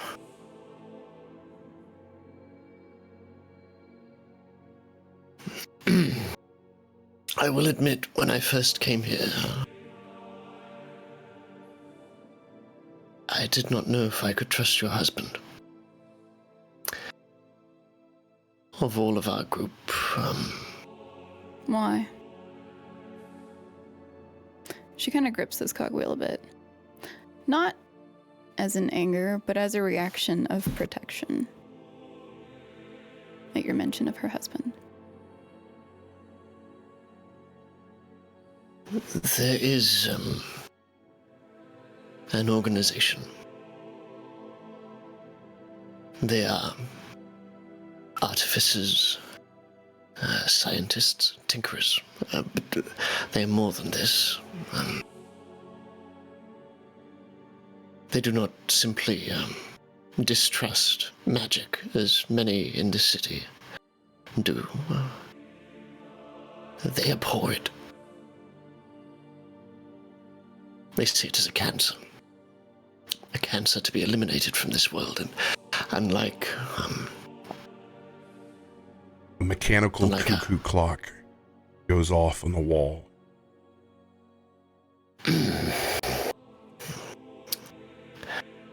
they are called the Silent Gear. I have been hunting them for some time.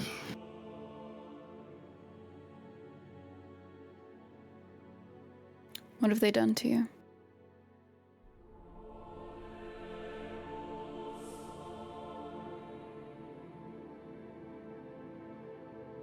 They took from me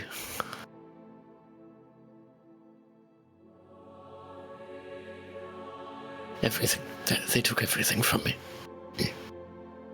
From your home? Yes.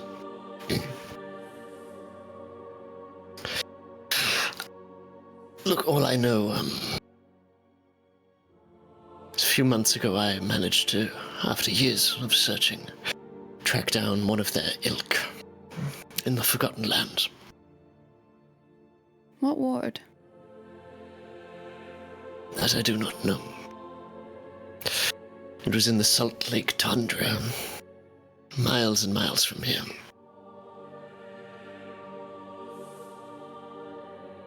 They are, these people, they're not like other scientists. They aspire towards ascension from flesh. They replace limbs, organs, parts of themselves. They are, they see themselves as a next stage in evolution, one that seeks to, what we do, Loluphia, it is archaic, old in their eyes. They seek to bring about a new age. As far as I understand it. I believe they have people here. For what purpose, I do not know. Interesting. And if you were looking at her, you could see the freckle in her right eye just kind of glow for a moment before it dims. And she would like wince at that and the thought and just all of this information of other people's homes being destroyed. And now these people have somehow made their way to her family. You can tell through her hard exterior that this is stressful, but she doesn't look away from you. She listens, but she grips tighter on this cogwheel. What are you wanting from us? Do you need help? Is that what you're asking? If it's something to do with the Forgotten Lands, sure, I can actually really help there. It's my job. And your home? This is my home.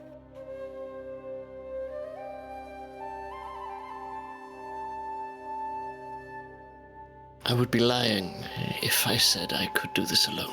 I cannot. And in the relatively short amount of time that I have known all of you,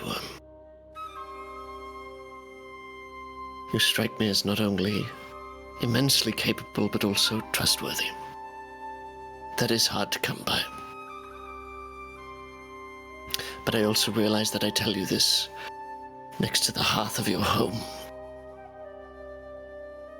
I expect nothing. Well, if you so desire help, you have to be willing to divulge to everybody here. I cannot speak for everyone, not even my husband.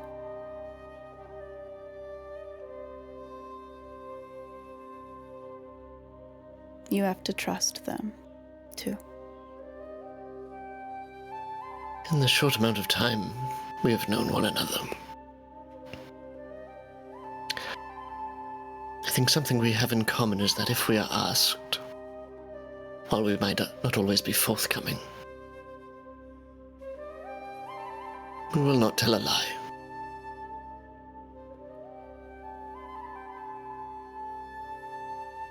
Well, I like that that's something we have in common, then. I know you're telling the truth.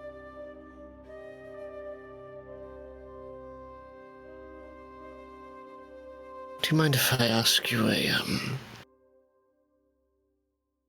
personal question?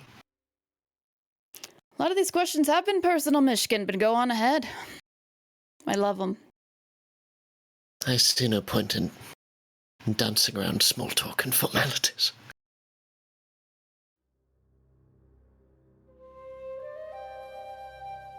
How long have you known Ziva?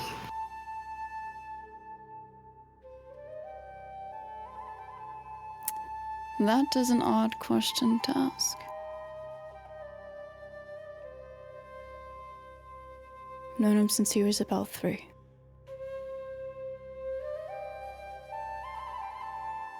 He's very lucky I'm to have the both of you.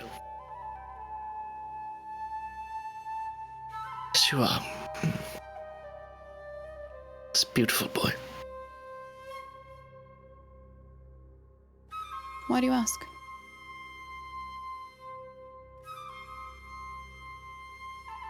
I don't know. Is it because I don't have a tail and ears?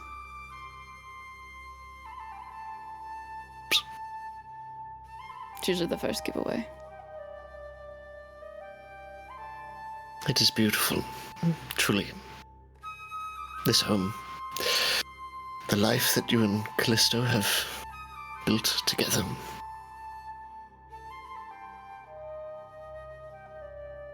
Well, thank you.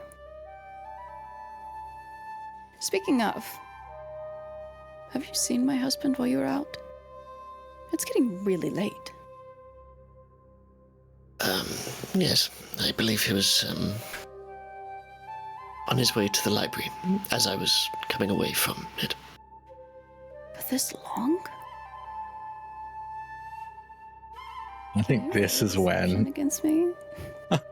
Because I just want Oh no. to see if I noticed that it was just the library.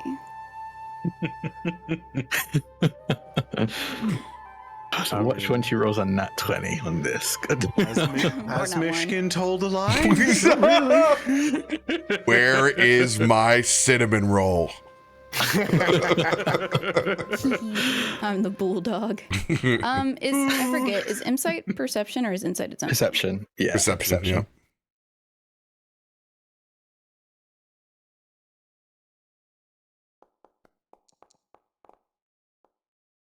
It rolled off the 20. Oh my god. It did. I saw it too. I was like, ah, that would have been funny. Oh, that would have been so Try to good. deceive me.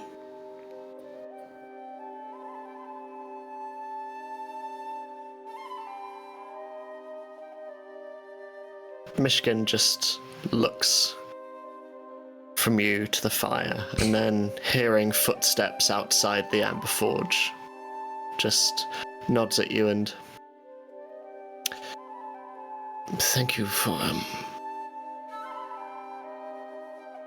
chatting. Yeah, sure. And I'm assuming that's Kallisto, right? Yeah, You're I think looking in that Kallisto. direction, like she would look. Yeah, it'd be Kallisto. Just walking in. I think he doesn't really. I don't think he brought his like bags with him. So under his arm, he has a bunch of scrolls and books. As he tries to very quietly open the door and then close it behind him, assuming everyone's asleep, and try not to wake anyone up. And we're about to make his way up the stairs, but we'll be walking by the forge to do that, and we'll kind of stop as they see Loluphia, and I see Myshkin still there. Oh yeah. Oh, What's it's his facial expression? oh. How does he carry himself right now? I'm gonna roll deception. Because I think he was originally carrying himself as in like, everyone's asleep. I don't want to make noise, so I'm gonna like make sure my footsteps as light as possible, stuff like that. But upon seeing Loluphia and Myshkin talking, I think he's gonna try to keep that that kind of body posture, but we'll nope. What are these rolls? Yeah, I'll roll a separate perception just for this. Oh, just kidding. Oh yeah, You know, yeah. it rolled off the 12. You could have had 24, 24, 24 from We crit on 24. ludicrous. No, we had a 24 in your perception check previously, and I had a 24 in my deception just now. But yeah, I think it's very clear that there's a moment of, I think clear to Loluphia. I don't know if it's clear to Myshkin, but clear to Loluphia that there's a moment where he's like, it's very much like a, what are they talking about? Do I need to worry about what they're talking about? He walks in. Yeah. As he goes, it's late. Are you all It is. okay? Why are you still Where up? have you been? Just did some research as he raises the scrolls and books in his arms.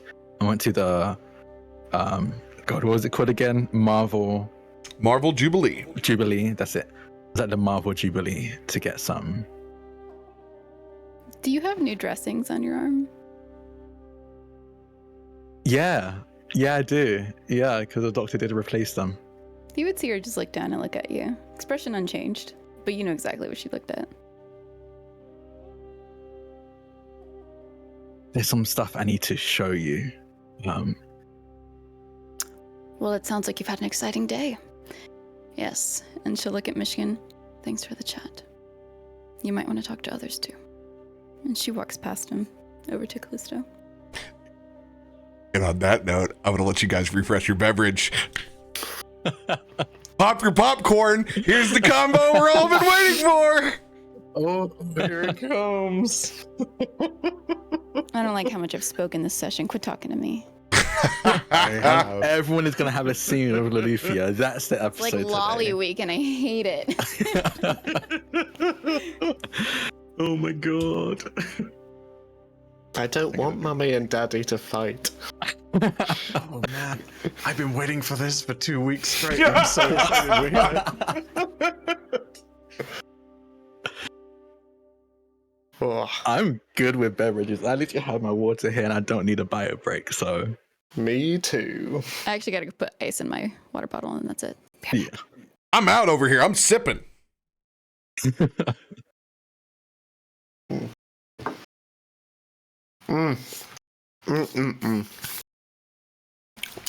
Also, like, any mention of mind flayers?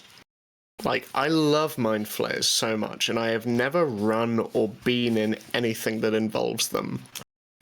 So, What? any mind flaying lore drop. Ooh.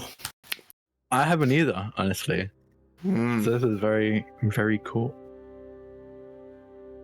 I guess we do a lot of psionics. Yeah, you do.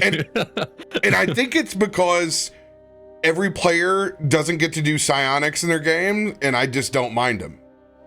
Yeah. Yeah. I'm like, hey, have fun. It seems like every time I encounter a player that's like, I never get to play with these. I'm like, oh yeah, I'm all about it. Go for it. I don't bother very me. recently, not very recently, but like recently, considering how long I've been playing, recently played in a game that had a dragon in it. Like had played in a D&D game that had a dragon. A lot of the time it ends up just being like evil people that have been like the crux of the like campaigns I've been in.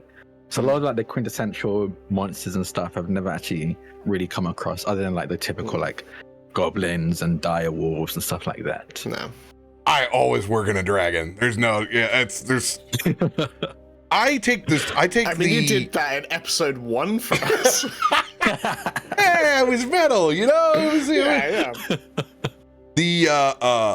I take the point of view that is kind of like Shadowrun, where where there's politics, there's a dragon somewhere.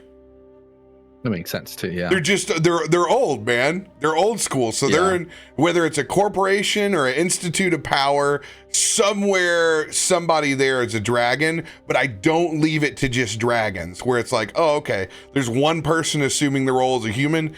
I'll usually interject a couple of ancient things that are there that are warring for power. So it's not just, oh, well, there's another dragon on the council. There could be a handful of things. It could be lingering. No, I love it. I'm very curious about these man players now. And the Voshborg is exactly what I imagined of like science for the sake of science rather than science for the sake of like improvement. Absolutely. Like just for the sake of knowing. Yeah. Yeah. It's the further they go, the more they walk away from humanity. Yeah. Think of them. They're where there's the organization that we're talking about now with the cog that puts its trust into mechanics. It's how far can we push the biological? Yeah. How can you how far can you change on a genetic level what you are? Put a Voshborg and one of those other people in the room. It would be a very interesting conversation, wouldn't it? Yeah. I think the one classic D&D monster that I've always wanted to run or come up against is a Beholder, just because of how goofy they are. You've never? God, Yeah. No, I've never I played in one shot for the first time like last year before Gen Con. Was when I first played a Beholder. Not played a Beholder, fought a Beholder. Oh, okay. The fear of a Beholder. They're just Doesn't get much better.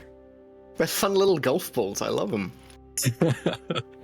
The game I played in was so unserious as well. Like, I've never played in a campaign with it. It was a one shot for Vanna's birthday. Havana Rama. Everyone should check her out on Twitter and follow Vanna on Twitch. She's great. But we played and it was so unserious because I played a tabaxi named Tom, and one of my friends, Bobo, played a rat folk named Jerry. And it was just me and him like chasing them around. Because at least in the fiction of the story, my character was like a mercenary, but Jerry had stolen my badge and was going around just committing horrific, like not horrific crimes. He wasn't killing anyone, but committing crimes as Tom. So I was chasing him down, trying to get my badge back and maybe probably kill them in the process. It was a lot of fun, but it wasn't like a serious game. It's like a life or death situation with a Beholder would be fun. Yeah. Yeah. I don't know, I feel like I've not had a proper look through the monster manual in such a long time. It'd be really fun to just go through and kind of bookmark like a bucket list of monsters that I really want to have in a D&D game at some point. If you were looking for a player.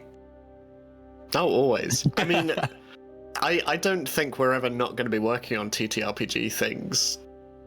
Ever, I think, Sam. I think one or the other of us is going to be roped in somehow.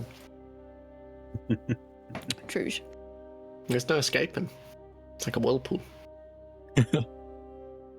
By the way, I was going to quickly say, also highly recommend the Toonfolk race is what I played. I flavored it as Tom, the Tabaxi, but Toonfolk is basically a homebrew race that basically is all of the things you love about cartoons, like hammer space. You get the feature hammer space where you can just pull out a weapon from thin air. Like if you critically fail a saving throw, like a dex save, for example, if you can choose to mitigate the damage taken from that and just describe yourself being like squashed down like an accordion or just whatever you want, like make it very cartoony. It was a lot of fun. Ugh, my dream. Sounds good. An accordion. That sounds absolutely hilarious. I wish I could remember who made it. I looked it up. It was the image was on Pinterest, and I was like, "Can I play this race?" And they're like, "Yeah, whatever." So it's a birthday one shot. Go ahead. That's so good. Y'all are all so good. No, you. So Actually, no, us. We are so good. I gotta say this too, real quick. Fucking 20s and ones, Sam. 20s and ones. Why is it always us? Always. One of us will either fail or succeed and the other will inverse it and it will just progressively flow. And I fucking love it, but it's like, I sat there and said only on a 20 or a 1, and I was like, Robo's gonna do something. And I was like, I know this is gonna happen. I just felt it in the back of my brain, and then it manifested. Balance. Oh, I was telling Ed that I was rewatching one of our campaigns we were in, and I was on the episode, where I got 3 nat 1s at once, and then my character died from it. But what was worst was that I got 3 nat 1s in a row, and then the bad guy got a nat 20, and I was like, yeah, this sounds familiar. Was this when you say previous campaigns, is this previous Robear campaigns? As in No. Cantrip Breakers. Cantrip Breakers. On Cantrip Breakers. Oh yeah, I remember you telling me about a character that session died. where I came in crying, and it was after Toph had died like 2 months before, and I was like, I'm ready for today's scenes. Yeah, was that? I hated it because that was literally the episode before I was coming on to guest again and come back as Kybist, and I was so ready to fucking save the day or just have like an emotional moment finally reading the letter to a cider. But no, Sam goes and rolls 3 nat 1s. It's like, yeah, it was on an action thanks, surge I guess. too, so I was just like, there goes yeah, turn. Good times. It's the cosmic balance for the Forge Master, frankly, 4 nat 20s in a single turn has to be replied with 3 nat 1s. They just gotta get gooder than me. Sometimes you just get 4 nat 20s in a turn. And then you get 3 nat 1s in a turn. In balance. Plus side, I think that you are due another spurt of excellent luck, though, and in good time for when we need it. And I'm very excited to see what that looks like. I don't know. With I might new use it all sword. on that returning character that Biddy detests. Oh, there's a villain? you mean Jacob or? Oh yes. Oh yes. I'm honestly not surprised, but also there's a part of me that is astounded by the restraint. I held back because I was like, sworn to peace now, sworn to peace. Mine was just I sat because there of and time. I was like, I noticed that Becca had to go, so I was like, oh, Mudcat, you knew what you just got out of with me. Literally the worst thing he could have said to Biddy. Did you see his smile when he said it too? He was like, Oh yeah, I we know what messaged I'm each other. doing." I was like, that was so good. You're so diabolical. And he was like, hey, I forgot how to play him, but it worked.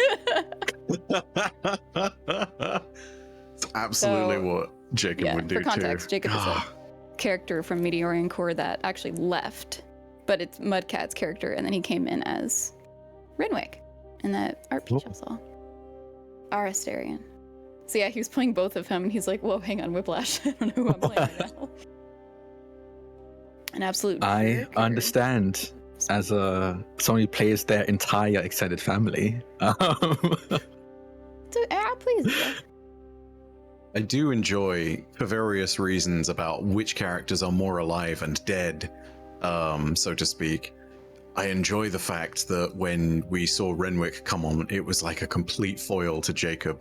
Like, if you left those two alone in the room, they wouldn't get along. And that's kind of what I love about it, you know? Renwick was a kind of compassionate... Yeah, Renwick was a compassionate, caring Ed father. fight with himself in roleplay. It's brilliant. I just want to see people It's fight great. with themselves. Man, that's got to be really tough. Not when you're Then again, Edward I- Spence, the actor for hire. The man with multiple voices running around his head at any given time. Ain't that a mood? I will say, if there is someone in Meteorian Core who could pull that off, 100% it's Mud, because he's literally done it before in the Baldur's Gate campaign. Like, Yeah. not to spoil anything, but yeah, there's a big part of character arc for good old Elune things. Ooh. And why I will not say, and how that goes I will not say, but I should encourage you all to go and watch that Baldur's Gate 2 campaign, because it's absolutely hilarious. And it's a very long 74 episodes, but it's so good, and I totally didn't just finish it within the last couple of weeks. You just want people to talk about it with.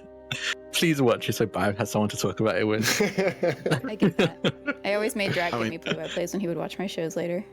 Yeah. In all fairness, Every man, time it would start Meteors with is, 3 nat ones, because nearly every game that I catch up on, Sam's rolling Yeah. or either it'd be all terribly capital, or Sam, incredibly. Sam. Yeah. Yeah. Right next on my list is Eden Falls, but every time I try and sit down and listen to it, something comes up and just bodies my schedule, and I'm like, well, save this for another That's time, I so guess. 30 Schedule minutes in, it. and I've, barely done the thing. See, this is what I need to do. I need to schedule time off. What a revolutionary concept. Yeah, that's what I do. I literally do as well. It's the only way I can You get have Zoom to. off. My friend was like, we need to hang out. And I'm like, yeah, but I'm so busy. They're like, they always sit me down and be like, okay, then we're going to hang out from this time to this time. Are you free that day? And I'm like, yeah, I add it to my calendar. Like, no, I will send you a Google invite. We're going to hang out at that time. The secret for the rest of you, you all just have to have one more absolute earth-shattering event. You have to have the economy collapse, a pandemic, at least 3 times. After the 3rd time, you stop caring about everything else. You do whatever you want because you realize you're playing on house money at that point. It is not yours to control. You just start enjoying life again, and you don't stress out. You That's sleep when you in. do escapism in D&D. But you can catch up on all of these episodes on youtube.com/ what is it? Is it like C or creator? it's just CaptainRoBear, is it? Or it's like at, it's, y'all use the at symbol. There's They something all weird you direct can there, which is great. So, like, if they mess it Oh. up, you can all still of get there. those. Yes. The worst part is, though, Sam, is I still have full-on dreams where I go to work and I wake up and I'm managing a fictional restaurant. Those are the worst. Oh my gosh, I have to send you a video that I sent to Ed of a cat who, or a person got reincarnated as a cat who is now having to live their life as a cat, making biscuits, like working at your own bakery. This is amazing. Wait, is this an anime? This sounds like an anime title. Nope. Nope. You're like an old restaurant owner reincarnates as a cat and has to run their own bakery in another world. It's literally just an anime title. Yeah, but it was like a depressed cat too, so you gotta add that in there. He reincarnated as a depressed cat. Depressed on their own bakery in another world. Reincarnate into Fishtifer pre-adoption. So, I don't know if people know Fishtifer. enough stalling. Yes. Picking up where we left off.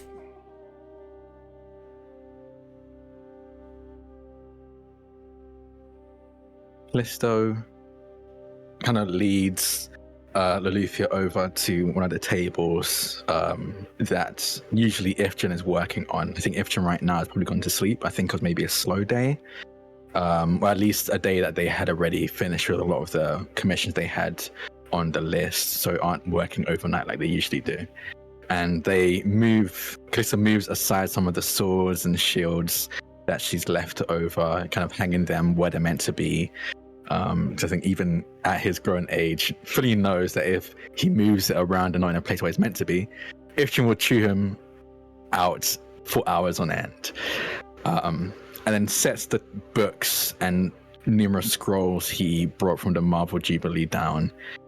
And I think first opens up one of the books to almost like the title page, or chapter page, which I think from what the way you've described Voshbor probably is not very catchy. It's very much probably like a full sentence, like a scholar's, like a academic article, and kind of where the academic mumbo jumbo is very clear that it's about mind flayers.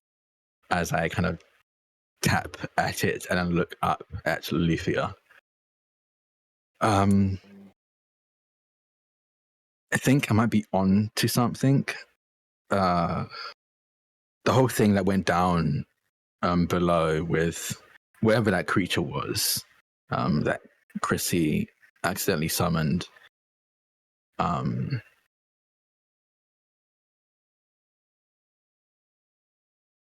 You know how I don't remember a lot before Yes. I arrived here. And I feel like I need to. I feel like it's reaching a point where I really need to know. And wherever that was down there made me think maybe there were other creatures, other things that could take or alter memories. I mean, it clearly wasn't that thing. Oh, I guess maybe it was, maybe it could have been. I don't know, but when I killed it, Myshkin and Chrissy were able to get their memories back. They were able to grasp it, but nothing came out of it for me, so I'm assuming maybe that isn't the thing. But there are things that can do that, and so I did some digging, and it turns out there are a lot of things that can do that. Honestly, a kind of upsetting amount of things. I actually kind of wish I didn't know how many dangers there are to our memories and what we know and don't. Would that be something that we know? Or if there's anything within Stormforge River that we've heard of or seen? In reference to, I'm sorry. My words. How people lose their memories. Inside the city itself,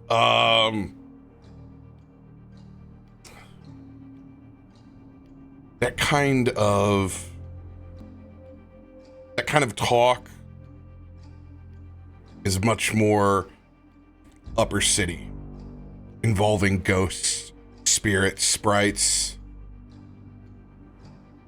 Would be considered woo-woo talk within the city. But you know that outside the city there are monsters very, very, very capable of this. But anything that would report that inside Stormforge city limits would be considered taboo. Okay. Sitting next to you, and she would have had like herself kind of leaned over with her elbows laying upon her legs. She cups her hands together and looking down at the book. All right, so what'd you find out? Well, for one, I didn't bring these because I thought maybe that was a stretch, but there are some creatures that become more and more interested in the memories and what you know, the more you shift back and forth between realms and planes. But that seemed a bit much for what I was looking for. I don't think I'd traveled nearly enough between realms by then. But again, I wouldn't know. But mind flayers are the only ones within our region, within our realm, that really matches what I think I'd gone through. But as far as we're aware, they haven't really been a thing anymore for a long time. So I'm kind of took a step forward, but right into a dead end, I guess. I don't know. Question, Bife, really quickly. Would you call what we saw a realm, or is it a plane, or... trying to get verbiage here right. You're talking about while you're remote viewing? Yeah. That was real. It is a... Yeah, so a physical I know, place. I know. I'm not saying it was fake. I'm saying, what would you like call that? Like, did we? Because we didn't plane shift or something like that. Were we viewing your world? Could you, if you came through a portal, or would it be your realm? Yeah. So from the context of everything, this is a massive psychic connection that was going out to Kaivar's mind and to everyone else within the swarm, so to speak, and the actual physical placement of being inside that hivish structure, it is a real place, but in Kaivar's mind, it's much more of a mental connection. Remote viewing is actually a very good word for it. You weren't plane shifted, you were a passenger to the mental journey that Kaivar had taken, so to speak. He was still in that physical place. His mind had been drawn in somewhere else. I'm not sure if that clarifies everything for you. Race thing that you're able to do, or was this like a spell? Oh, it's absolutely racial. Like, this is a trait of Kaivar's people. When his antennae started standing up on end and twitching like receivers, that's very much the hint to it. No magic involved on his end. Imagine that he's been pulled in and summoned at that point. But it was prompted by I will let you know that it was very much prompted by the realization of the information that Farouk had told him with regards to what he saw and whether it was past, present, or future. So there's the ability to see past, present, or future. I mean, on Farouk's side of things, yes, but I will let you know that it's that information that prompted all of this to be brought into focus, so to speak. Because of the fact that you rolled a nat 20 on the perception way back, I will also let you know that from that moment, it's very clear that Kaivar's not completely alone in his head, so to speak. There is something very passive that's picking up on things. Oh, okay. And yeah, because that's what I'd asked about when I said perception. Yeah. In your head, so. Yeah, it's very much one of these things of like, it's not as though Kaivar is one of two drivers in his head. It's a little bit more like he's one of 10,000 channels on a TV that you're watching all at the same time. Who you is in that context, you don't know. Okay. You can continue.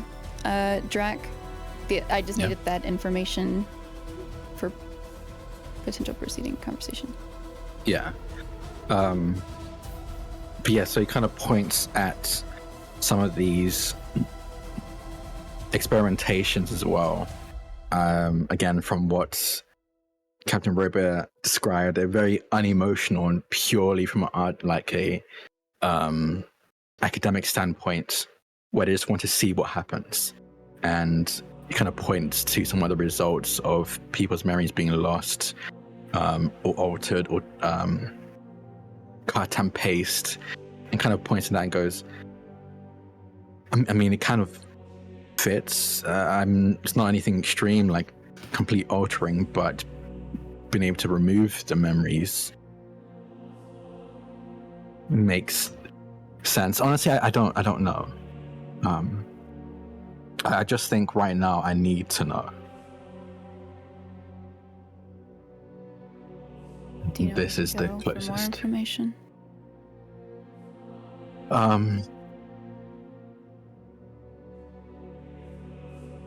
Or someone to talk to? Maybe. Maybe. I think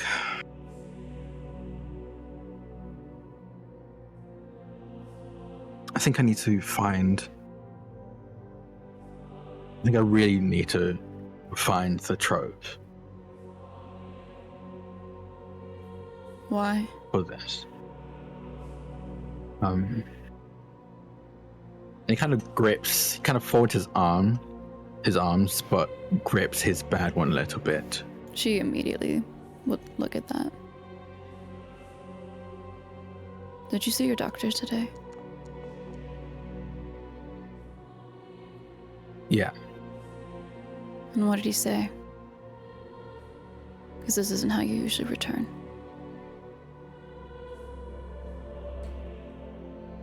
There are Just of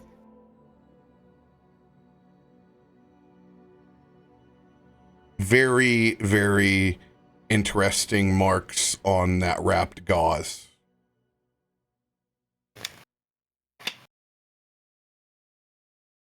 That are not blood.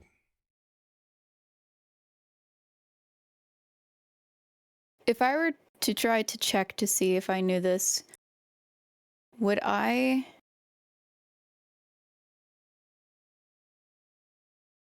it be a Arcana Society or medicine? What are you trying to check? I'm trying to check if I know these markings on this gauze, as if it is something medicinal that is utilized Roll here. medicine check. Okay, now my other question is, I can't remember what feat you made me take that made everything else good except for my actual medicine check. So it's only a +2. Can I roll something else? Because I would obviously have medicinal knowledge, but a +2 is crap. Roll your spell attack. Okay.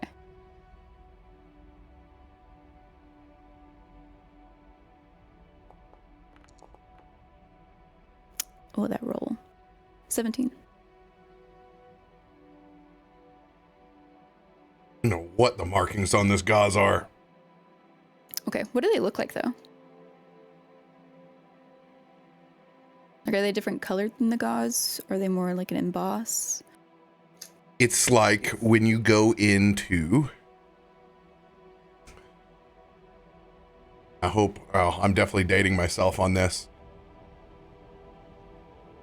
Theme parks are tourist traps that sell a lot of different collective stones, like Fool's Gold and Galena and crystals.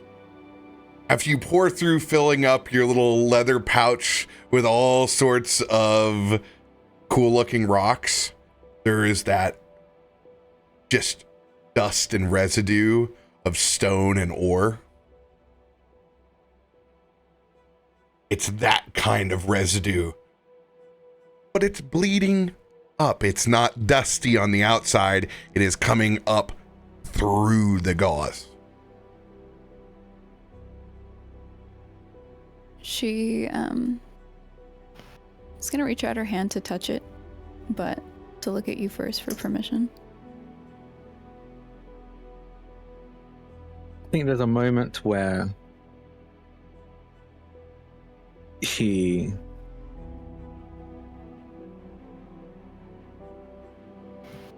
usually when you reach out for his arm, you don't even need to close the distance yourself. He closes it as well. He meets you halfway.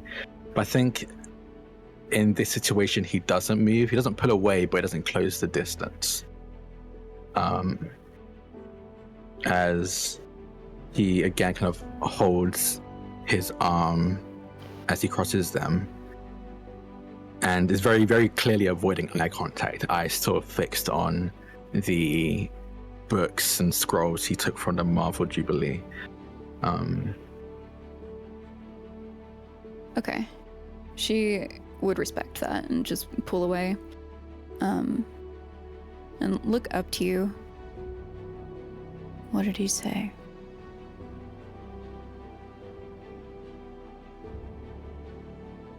He kind of taps a finger against one of the books, not to point anything out, but kind of he's very clearly scared, nervous, something in between that. As still staring down at the scrolls and books he'd taken out. He said, I need to figure out how to fix this because he can't help anymore. So he told you to go to the Trove? No, actually, he didn't. Oh my gosh. Please don't. Just be clear with me. Quit jumping around the table. He sighs. Again, still, he's finally pulled his gaze away from the scrolls and the books, and he's looking in Loluphia's general direction, but still not making eye contact. As he says, there is a chance that whatever is going on will only get worse and might be... Great, another one. Yeah. Might result in me losing my arm in What? the best case. Why? Frankly, I wish I knew. And I think the doc wishes he did too. Do you need to find a different doctor? Do I need to learn more? You're doing more than anyone can really ask you to do. The doc suggested I go to a temple of some kind and see if any clerics or priests there can figure out what's going on. He thinks it's beyond just medicine, but something deeper. Maybe magical, maybe spiritual. I don't know. I don't think he really knows. Magical, we can ask Farouk.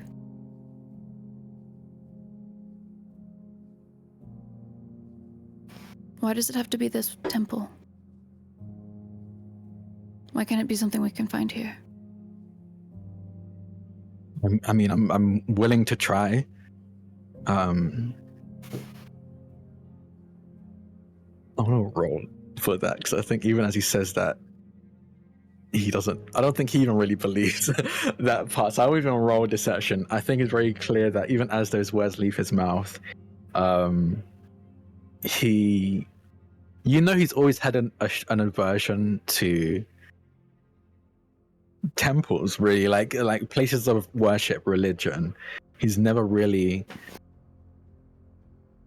been a case of like very obvious and violent phobia or hatred for it, but whenever we've had the option of, I don't know, maybe a friend invites us to a temple for whatever reason, he always tells you, I really don't want to go, can you cover for me, or something like that. It's just like he's never wanted to be around that kind of thing, and you can see that seems to be very strong in him even now, when it seems like that might be the best case for his recovery.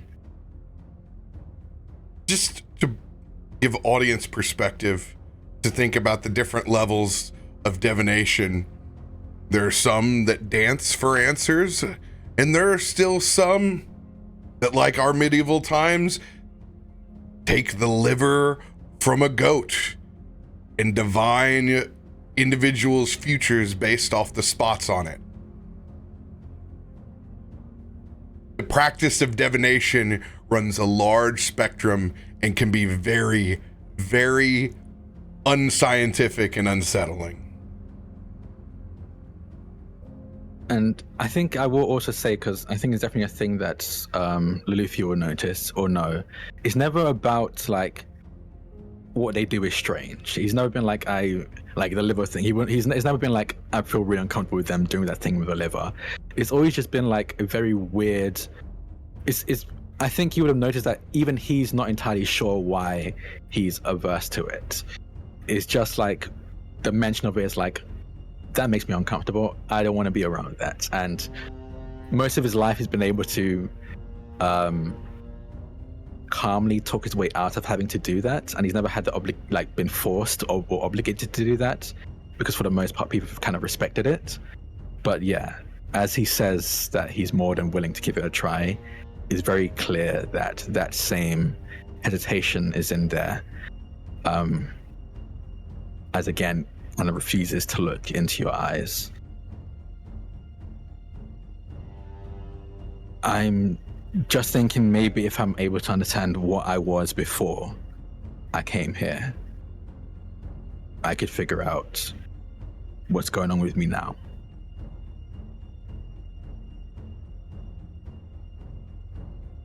Yeah, but what if that leads you to dying faster than just losing an arm? These are things you have to think of. You have to think of your moms and Ziva. We were gone 3 days, but it turns out it was 3 weeks. What's gonna happen next time?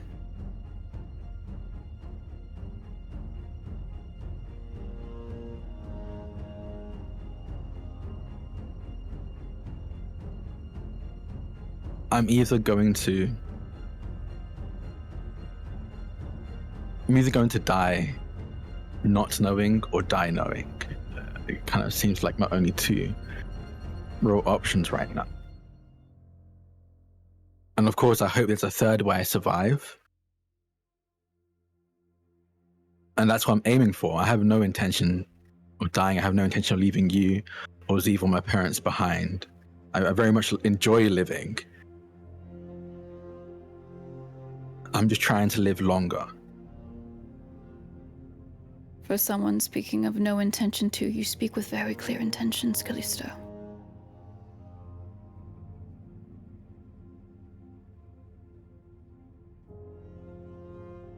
What do you think I should do then? Because at this point, I don't know. We talked to some of the best doctors about whatever the hell is going on with my arm, and they have no clue. You're probably one of the most skilled magic users I know, and you weren't able to divine, figure out what exactly is going on. It's my body, and I don't even know what's going on. At this point, I'm just a constant liability with a job and just general peace of mind.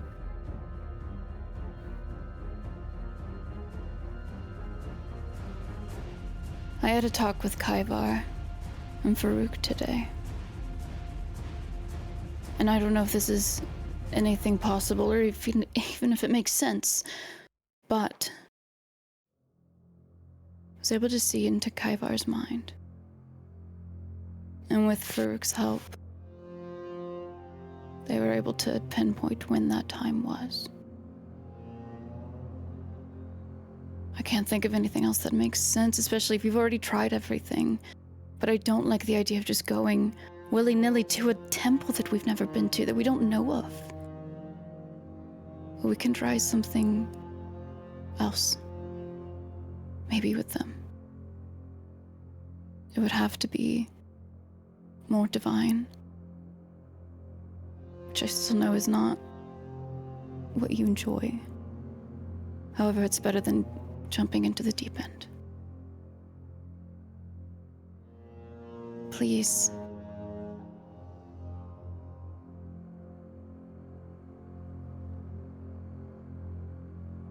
The moment of silence as he stares down at the table. Kind of hand over his mouth. And he silently nods. Yeah.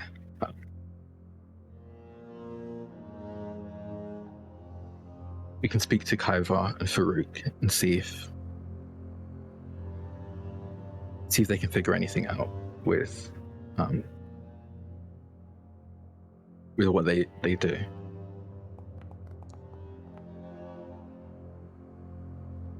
Okay. And she would get up and lightly just brush over your shoulder as I didn't reach out for your arm, but I still wanted you to make sure you knew that, the distance was closed. But she would walk out. Knowingly you would figure that she's trying to go and find potentially Kaivar and Farouk. On that note, is this conversation happening in the actual backroom forge part of the Ember Forge, or is it happening at roll a perception check, not a high DC. Are you in the cupboard? Yes, I'm absolutely in the cupboard. But regardless, roll that perception both check. get I'm going to nat roll. ones. Okay, just kidding. Yeah, I'll no, roll there's it. Why no. not? Kaivar. There is no way that you don't see me, even as I roll stealth at super disadvantage, and I'm throwing a -4 on top of this as well, just as a thing. Yeah, it is a thing that is very easy to notice when you actually head in that direction. Kaivar's inside the cabinet. He's curled up in the corner, holding the Vox in his hands. Still got one of those grasping arms on the book. But he is very shrunk into the corner compared to usual. Normally, he allows himself to fill out the space of the cabinet. This time, he is shrunk away. And something that feels like it should be really telling is the fact that as you look over, you notice that he has deliberately placed the blanket that V gave him on the other side of the cupboard. And it's deliberately put on the furthest scale away, almost as though he's not allowed anymore.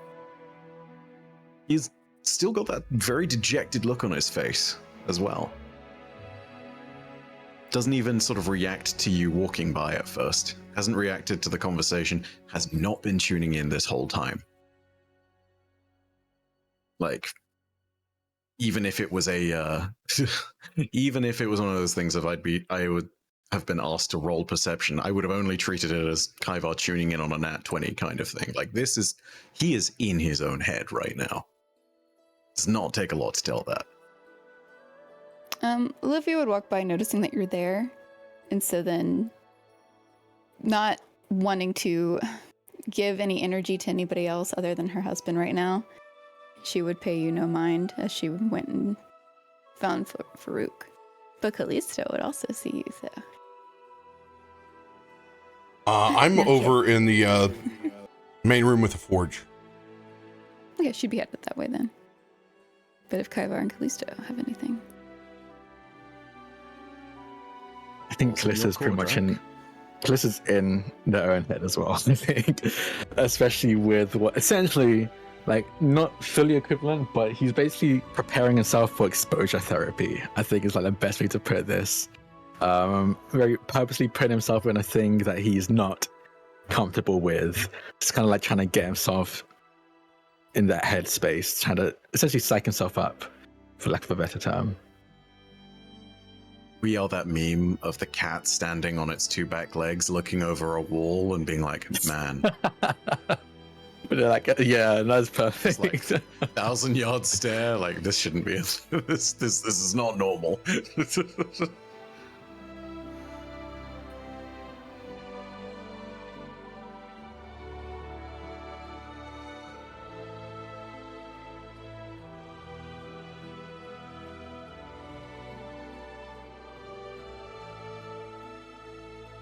Are you headed Did y'all- towards me? Well, I was letting Drak and Bife have a thing together, but I guess y'all didn't want to. Yeah, no, Kallisto is in his own head. He's trying to psych himself up for whatever's about to come next. Because it's going to be, at the very least, going to be involving the divine. And that is very much a thing that he's just not comfortable with. So it's kind of like, trying to get himself in the right headspace for that. Sorry, Lolly, So you left I Kaivar in the noticed. fetal position. You know? That's fine. I also left my husband burning. I mean, I have listen, bigger it's- priorities. Lolly does. Mm-hmm.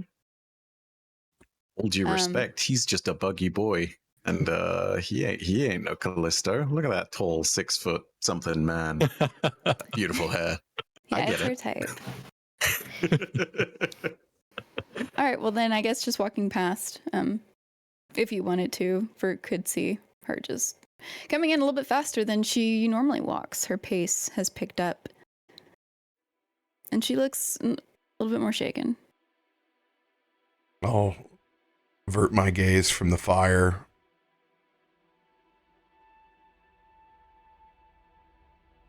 There's something wrong. Yes. It's a lot, evidently, and I don't recall, did Kallisto and Farouk have a talk about his burns, or was that Kallisto and Myshkin?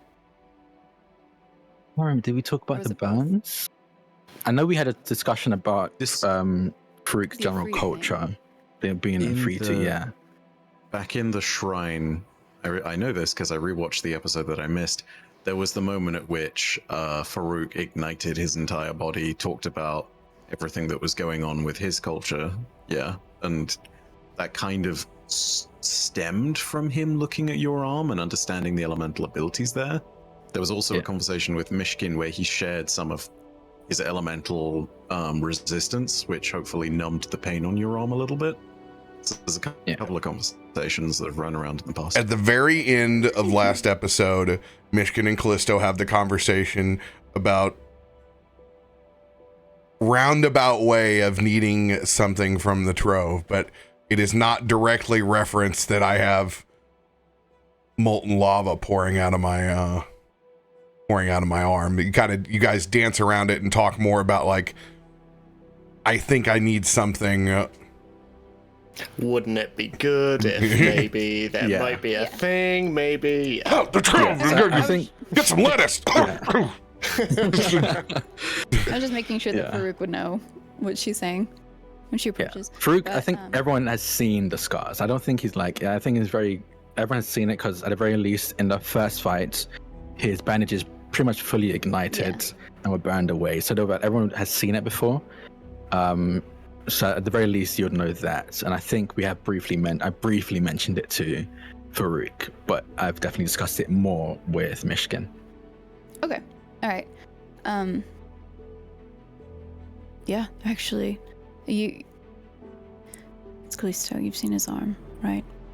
Everyone's seen his arm. Indeed. Does he need Evidently, consultation? I don't know what he needs. I just know that those 3 weeks went by a lot faster than his body could keep up. I see. Is this your roundabout way of asking if you would like my help to take a look at it? Yes, I would like your help. Absolutely. Thank you. And she would just about face and walk right back, not wanting to waste any time. I will get up and follow. I'm gonna roll a perception check though. For Kaibar. So if I'll you put don't it this see way: him, the I'll only way you figure it miss out. me is a one. Oh my! Oh, manifested it. God. I was I'm a plus 17, dude. I'm a plus 17. Not much get Yikes. past these old Wertherman eyes. But I'm focused on Lolly. I totally walked past you in the cabinet. God, it is 16 candles Kaivar edition. Mm-hmm. As Farouk would be right behind her, she would actually stop at the cabinet and allow you to pass and kind of motion toward Kallisto. And because she did see Kaivar earlier, she would look into the cabinet and just knock on the wood. I need you. That, especially seeing Farouk walk past as well, Kaivar is aware, and then you knocking and saying, I need you. It's like a lightning rod for his attention. It draws him out of everything that he's doing, almost with a bit of a start. It's almost like he's seen something that he's afraid of for a split second and then realized it was you. And sheepishly, not really knowing what's going on, just sort of wanders out of the box and follows and tries to observe the situation. All right, Kallisto.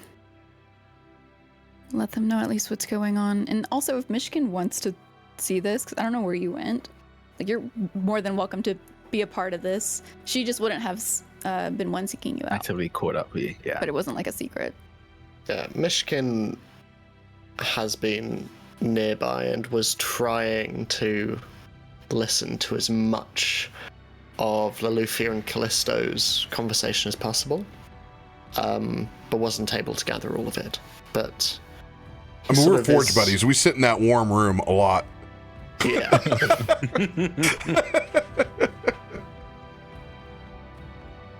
So Myshkin's there, yeah. I think Kallisto, it's that weird kind of, Loluphia told him exactly who's going to be coming.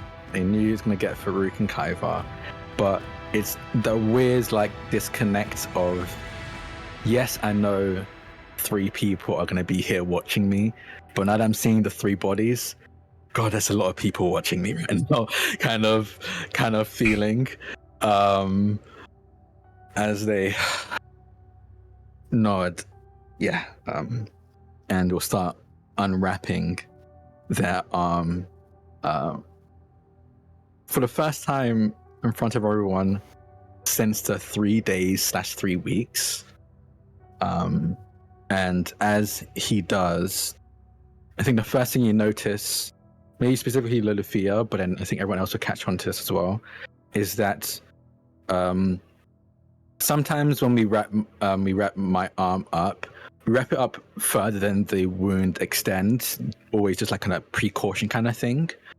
But as I unwrap the first few loops, you realize that length of the arm is wounded. Before it wasn't, and that was kind of just wrapped up for just like safety measures. But the first loop, you immediately see that scarring as he unloops further and further and further up his arm. At this point, it's spread past his elbow and is like at the halfway point of his forearm. Around there, the wound doesn't look too different than it used to, but as you go further up, you see the skin is darker, matching more and more like igneous rock.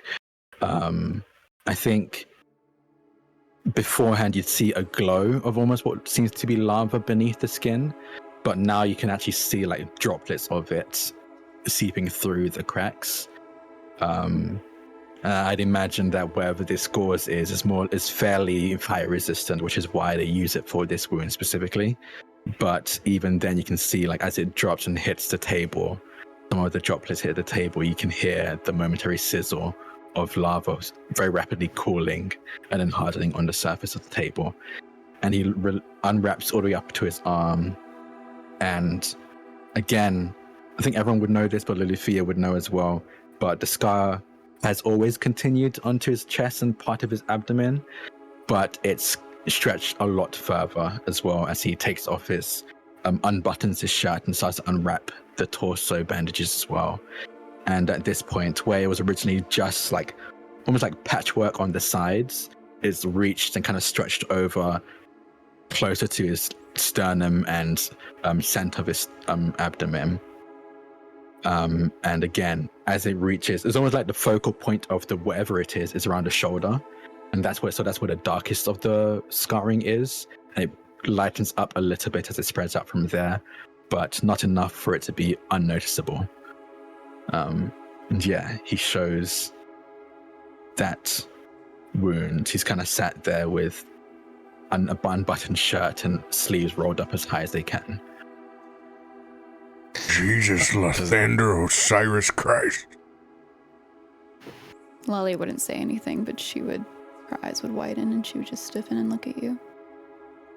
You see Kaivar's attention as Farouk exclaims that, shifts from Loluphia to your arm, and it's almost like you see a shiver going down his body, but it's not just a shiver of kind of like, oh gosh, what is this dangerous thing that's in front of me right now?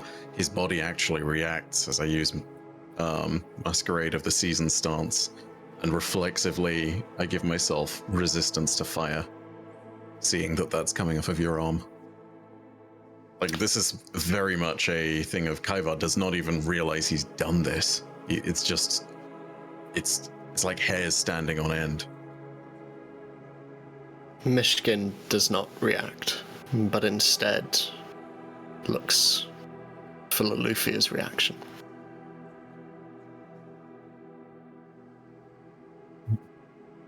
Yeah, it seems like, for reasons I don't really understand, and neither did my doctor, while I and we only really experienced 3 days down there, I don't know, whatever was causing this experienced the 3 weeks and progressed as such. Kallisto, without your ancestry, anyone else would be wreathing in pain, day and night. How did this happen?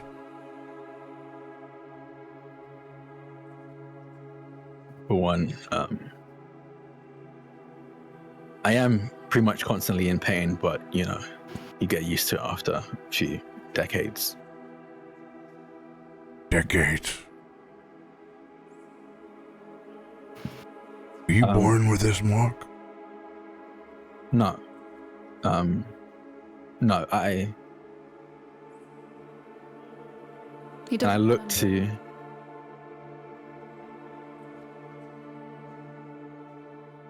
I first got this when we met, the mark itself, but the pain has always been a dull thing in the background for as long as I remember. I guess the physical manifestation of it, and the learning that it wasn't normal to just constantly feel an ache in your bones, that happened when we first. I erupted, I guess for lack of a better term, while I was out down below in the Forgotten Lands, working on my section, my ward. Again, this is before Loluphia and I met. A creature charged out of the mountains and the mines near the section I kind of manned. And it was my job to try and calm it down, stop it from escaping, harming any adventurers. Quite frankly, I'm fairly certain it was an adventurer that riled it up in the first place. But then it ended up in Loluphia's section of the Forgotten Lands, and I hadn't been a warden for very long. The last thing I wanted was to make a bad impression on a fellow warden, so I tried to stop it. And in the panic, frustration, and I honestly don't know what it was, but I erupted my arm, and he holds up the bad arm, bursts into flames. And at first it was just terrifying that I did that. I'd never done that before. But then it became terrifying because it began to hurt a lot. It scared away that beast, but not before I set some of Loluphia's ward on fire.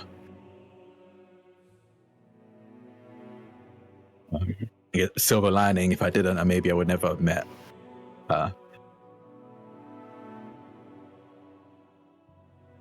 And you can see that was a very clear attempt of lightening the mood, but seeing it not land, he kind of averts his gaze. So I'd say about 8 years, the mark itself. The dull pain, about 50 years.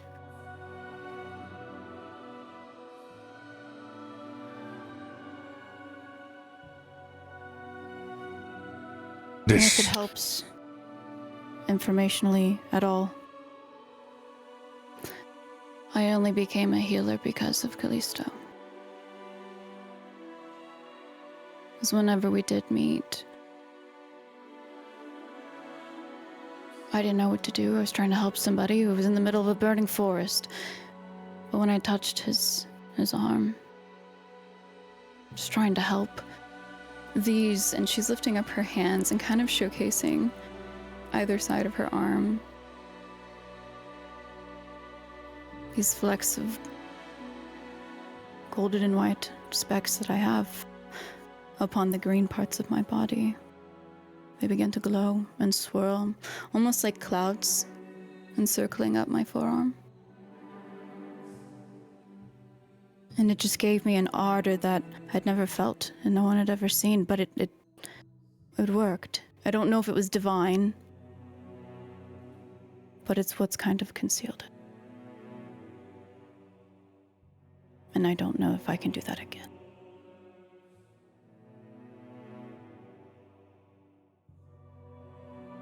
So now I have gone to several doctors, and none of them are entirely sure what is wrong with me.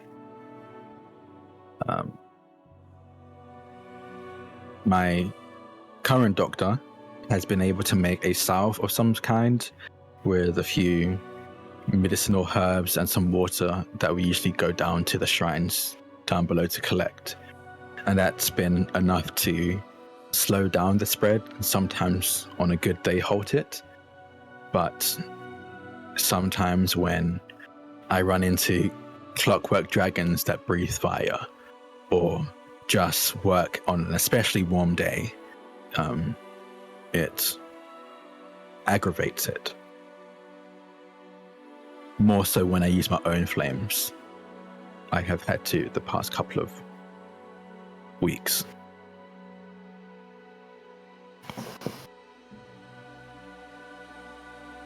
And I guess where you come in, and I'll gesture to Kaiva and Farouk,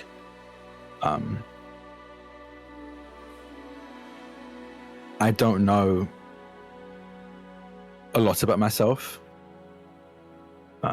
As you can probably guess, I'm not biologically Ifrit or V's child. They adopted me.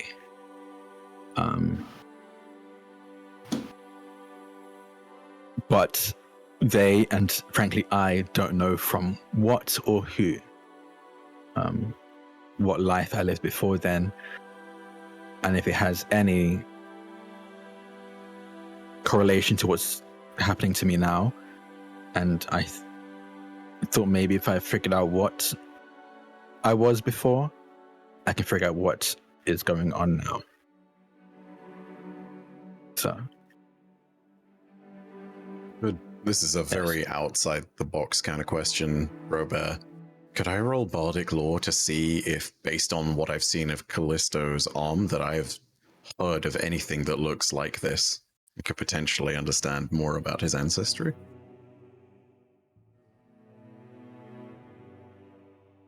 Would be Very nat much 20 minor. territory. The very particular set of instances here.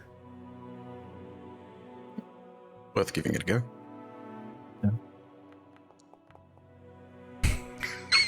no way. 20s and ones, baby. There's literally no Wait, that means I'm next way. with a 1. But that's okay because this is worth it. Yep. What this the is hell? Good. Sorry for throwing that spanner in the works there. Dice tell a Bife. story. Keep calling rolls, Bife.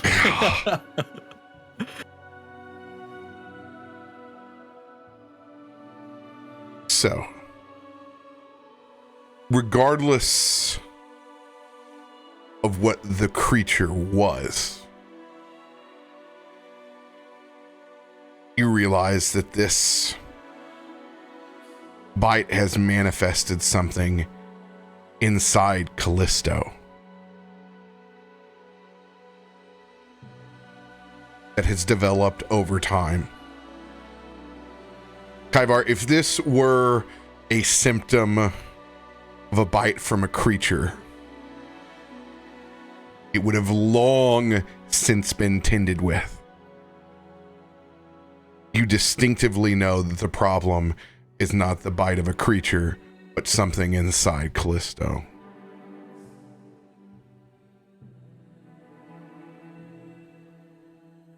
To clarify that, the bite obviously would have fallen off, but the bite itself was a catalyst that awakened this thing? Would you say that's accurate? Manifested would be a word I would choose.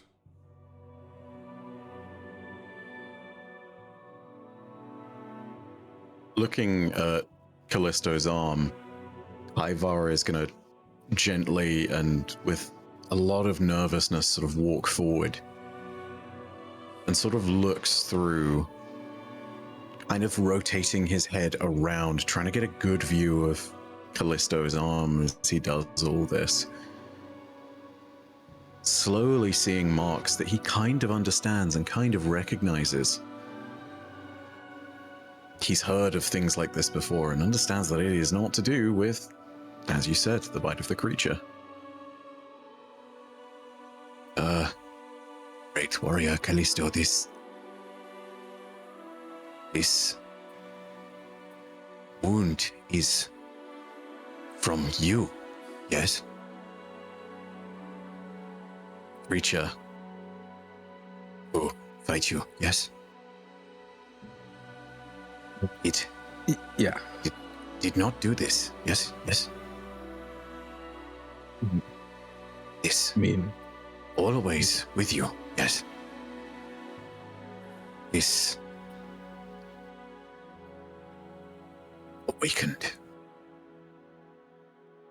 but it always slumbers beneath, yes?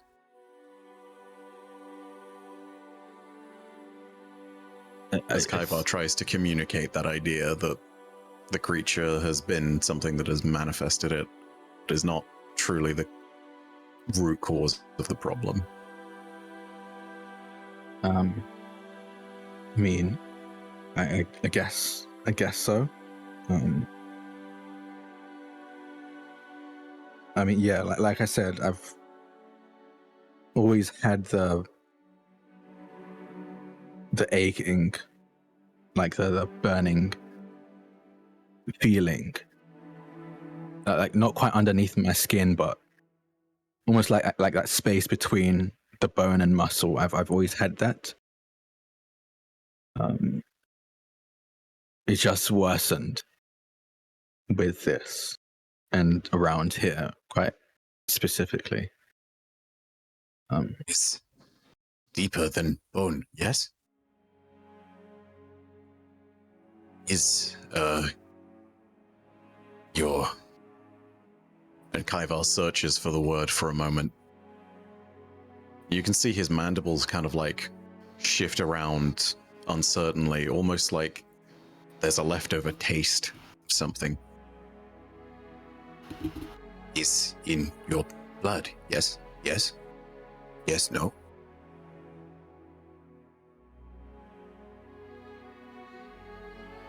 He looks... I think he looks a little bit scared right now.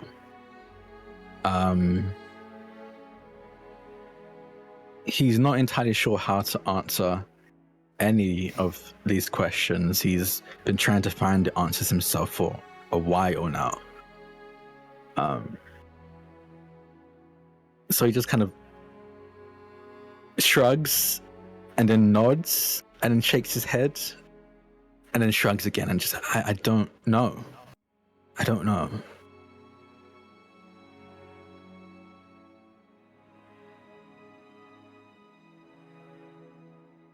That's why I showed up here 50 years ago. No memories of anything prior. Hungry, exhausted. From the description, Ifrit gave me a little bit beat up. And no memory of who I was and where I'd come from. I'd just shown up. On that step, as I point to the front door of the Amber Forge, anything could have happened before then. Maybe I could figure out what could have happened before then, and if it has anything to do with what's happening now. Because my first memory is waking up with that dull pain in a unknown room that my now mums had set up for me. If I can remember a time before then, before the pain, or when the pain started, or just anything before then, maybe it can be a clue to what exactly is happening to me. That's what I've been thinking. Whether or not I'm right is a whole separate thing. But it's the only unknown I have in my life right now, other than this arm, this wound. And I hoped maybe making the unknown known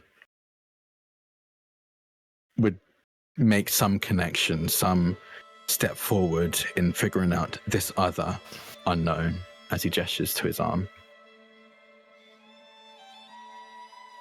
Kallisto. 8 years ago.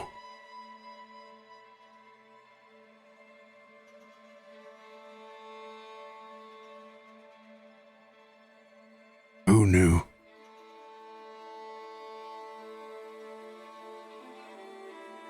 Who knew about Who what, knew my arm? that this happened?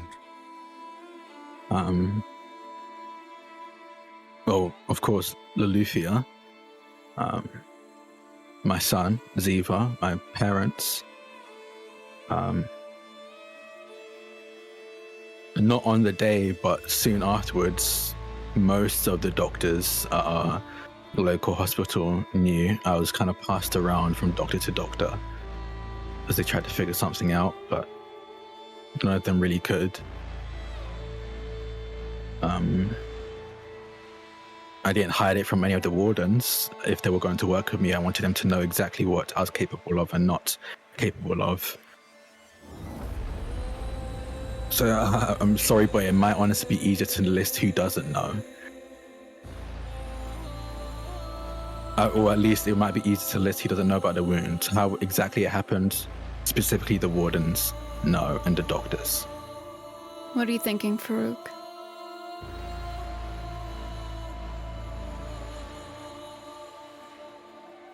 "8 years ago. Brings back hard memories.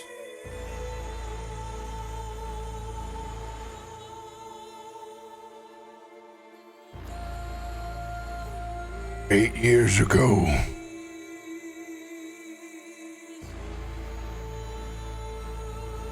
Several suffered.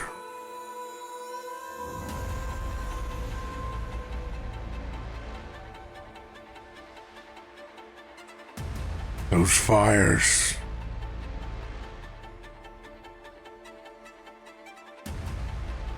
Someone had to be the ones to blame.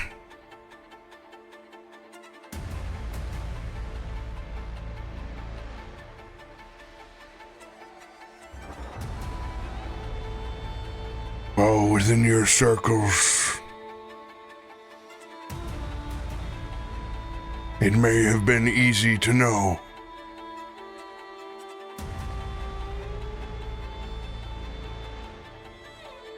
But out of control fires,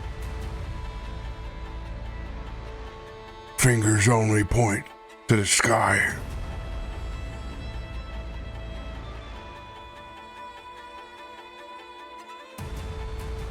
Their names that we will never forget. Miriam, Nathaniel, Jacoby, Ganache,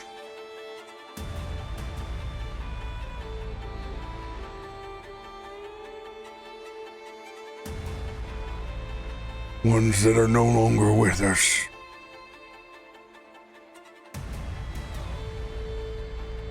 So young to shoulder the blame.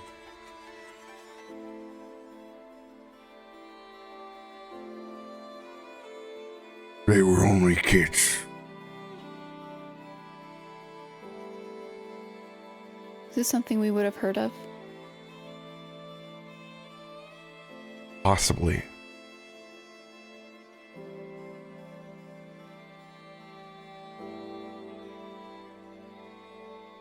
In their 20s.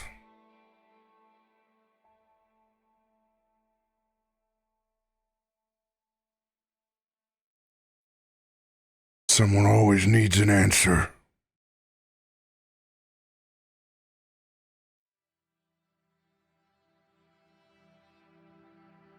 I know of your character.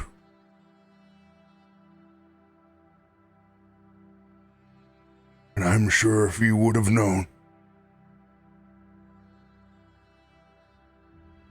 things had been different.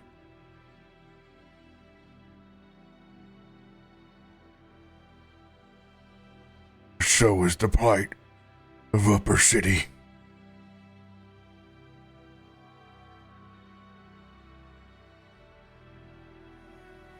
These horns pay a price.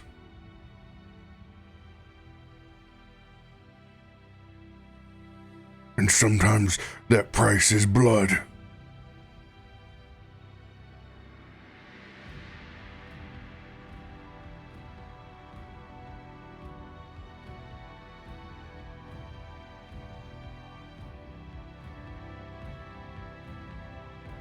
Faroük is just I want going you to be frank with me. stare at his arm.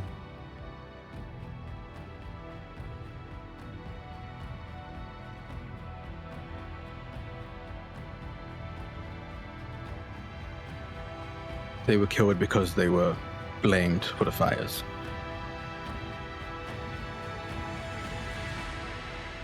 Yes.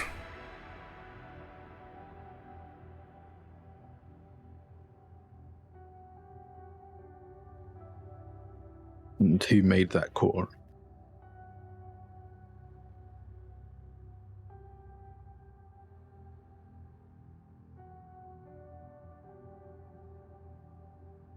The Royal Academic Board of Stormforge.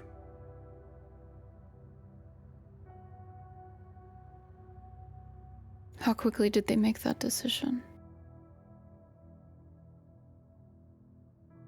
They were taken from their beds.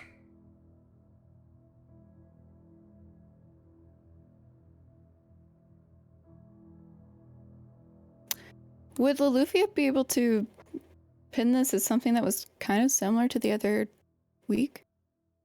With her son and Colby and friends? Or is it just because of a curfew with the dragon? It would be the first taste of the middle class and above feeling what happens on a much more regular basis in the upper city.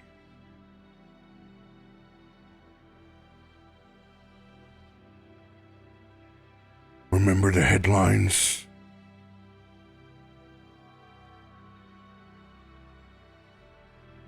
They control the narrative.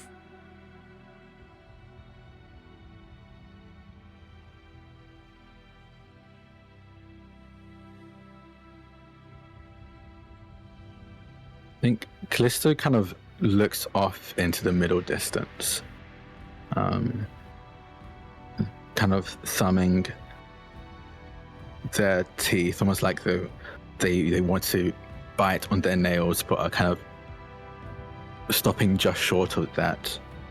And while his appearance appears quite calm, almost verging on placid, his now exposed arm, I think you see the glow of the lava-like veins and cracks brighten, and more droplets of molten rock leap from those cracks.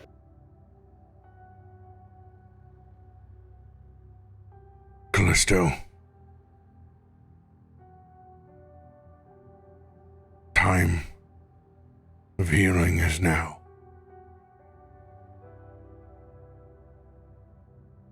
You must come with me to the upper city. All of you. That is where we will end this week.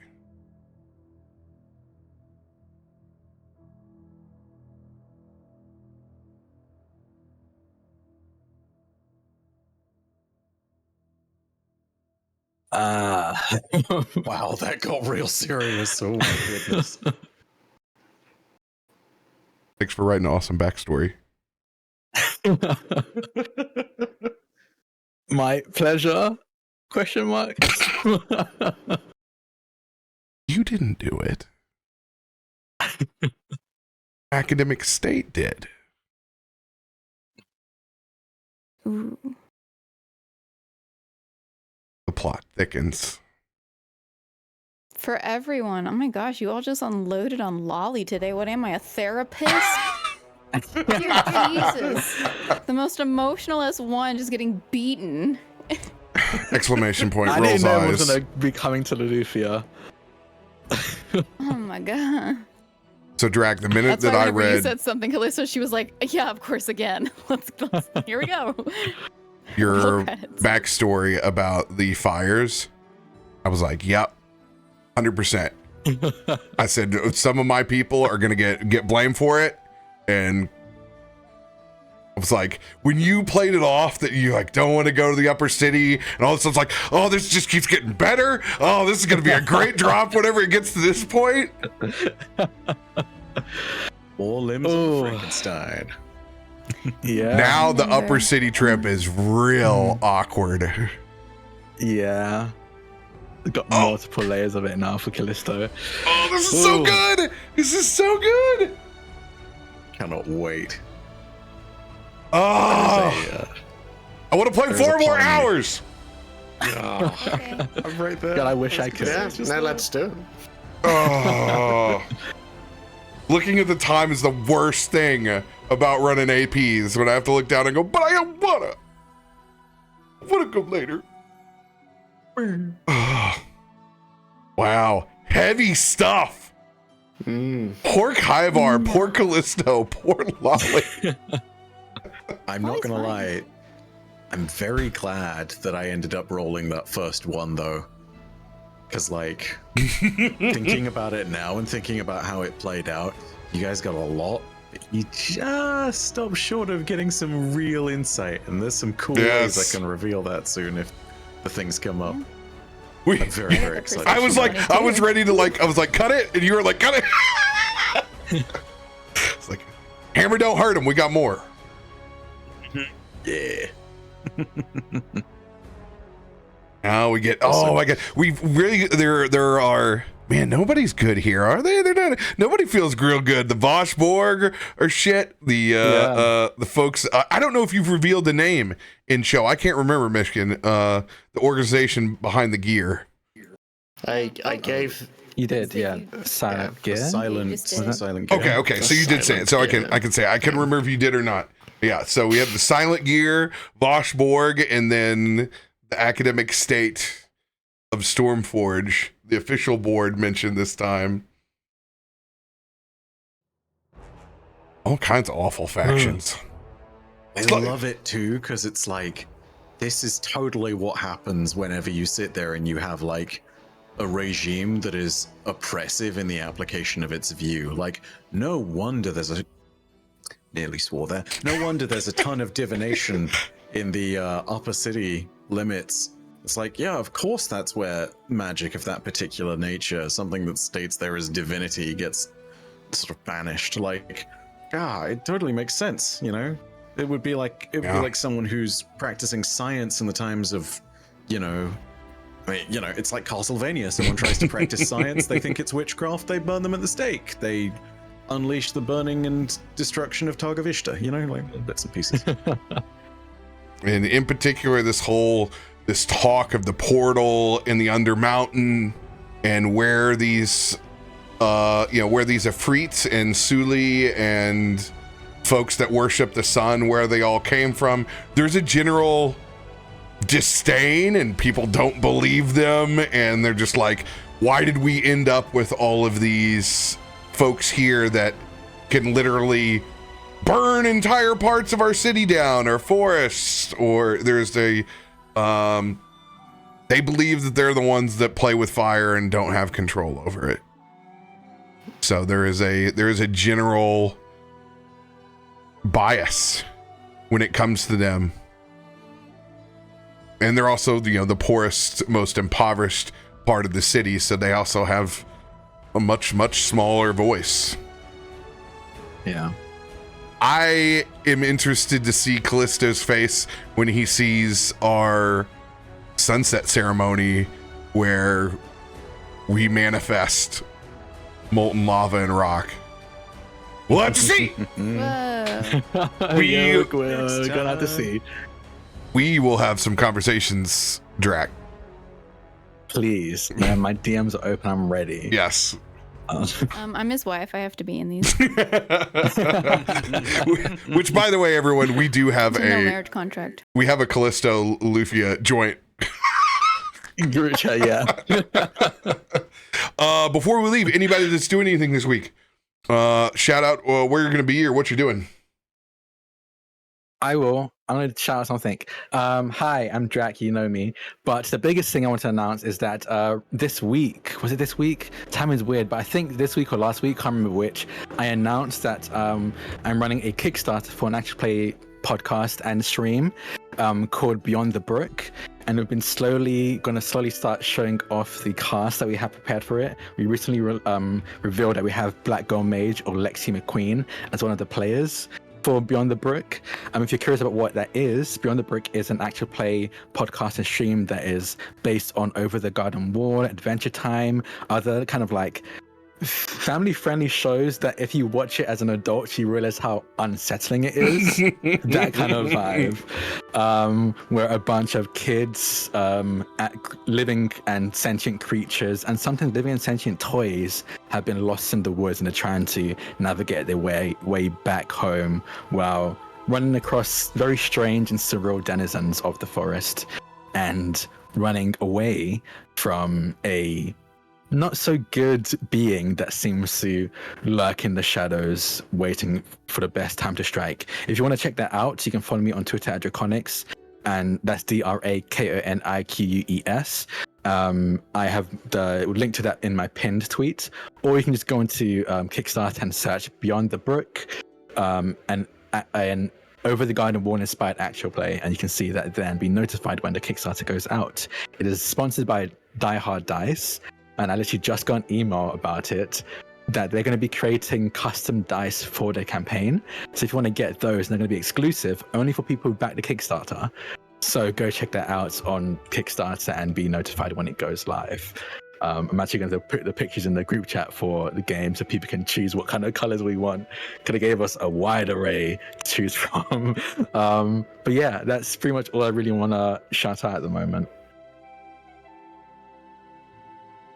Love it. Just dump the links for your Twitter and the Kickstarter. Thank you. Welcome.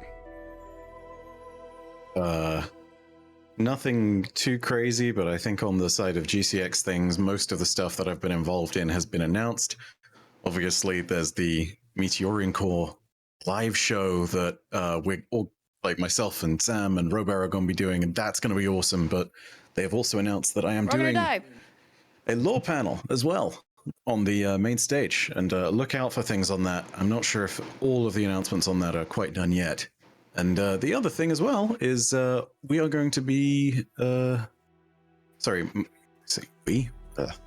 long day, I'm tired.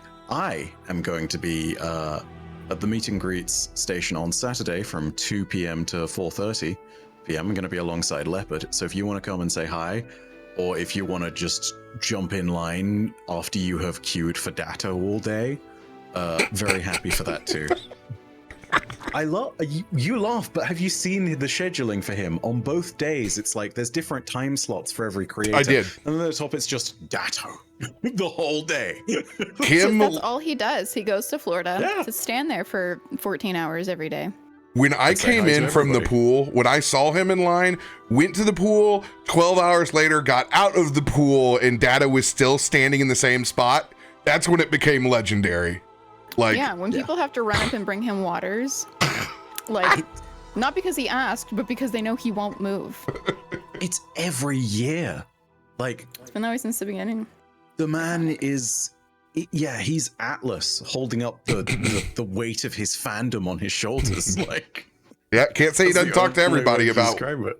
whatever mathematical equation that they have for him. I mean, you know, he is part of the math class. So. It's true. Anyone else?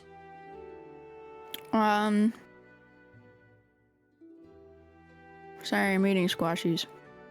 Well, hey, while you're eating squashies, I will say Yeah, that please. I can confirm that if you attend GCX, you will get a chance to take home one of our limited edition prints of Meteorian Core. We basically have our own movie poster done by Mike Pape, who's done the gorgeous art that you're looking at here for Stormforge. Also, there'll be the Stormforge link that will be going out soon as well to get the limited edition print of this gorgeous beast. But if you go to GCX, there happens to be a lot of us there. You might be able to pick up a pretty cool signature. So, more news on that before GCX gets here soon. I'm having to hold myself back from expletives. I've seen the previews. They are so cool. I'm so excited. Mike's a wizard. He is an absolute wizard. He gets everything right. Like, it's so good. Yeah, I didn't see the sketch before I sent him my info because I sent it late because I was in Belgium. And he was like, oh, I don't know if you've seen it yet, but I'm going to go and revise pretty much all of this now. My descriptors. I was like, no, actually. But he's not too far off. We're just giving Biddy an update. She deserves it. But this Friday... Biddy getting clammed up. Probably not. Well, compared to the sketch. Just Compared to Biddy. the sketch. I did say let her hair grow longer because it's been years. Let her hair grow longer. Why not? True. A little bit of length. But this Friday, if y'all don't know, I do a weekly jam with myself and my partner JJ for the Wounded Warrior Project, where we bring on different guests as well as then have them choose a game for us to play. But actually this week is a little special because, and I know they're not everybody's thing, which is why we're going to have them in one place for you to come and question them. We're going to have representatives from the VA, the Veterans Affairs, and if you know, you know. If you know my story with them, you know. It's going to be great. So twitch.tv/Wounded Warrior Project this Friday at 1 p.m. PT or 4 p.m. Eastern. Don't come in guns blazing because you will get banned, but like, I'm right there with you. That's it. And you're welcome for Lolly Day. No more. Every day Rolls is Lolly eyes. Day to Kallisto. Threw me for a Loluphia today, y'all. I was Oh my god. I would like a divorce. Me and When you Myshkin divert slowly pull hoods up. I have divorce papers ready, like you have feather falls ready. Damn, looks like you're stuck with just Myshkin. I'm excited. We'll catch everybody next Wednesday. Love y'all. Be good to each other. We'll see you then. Bye.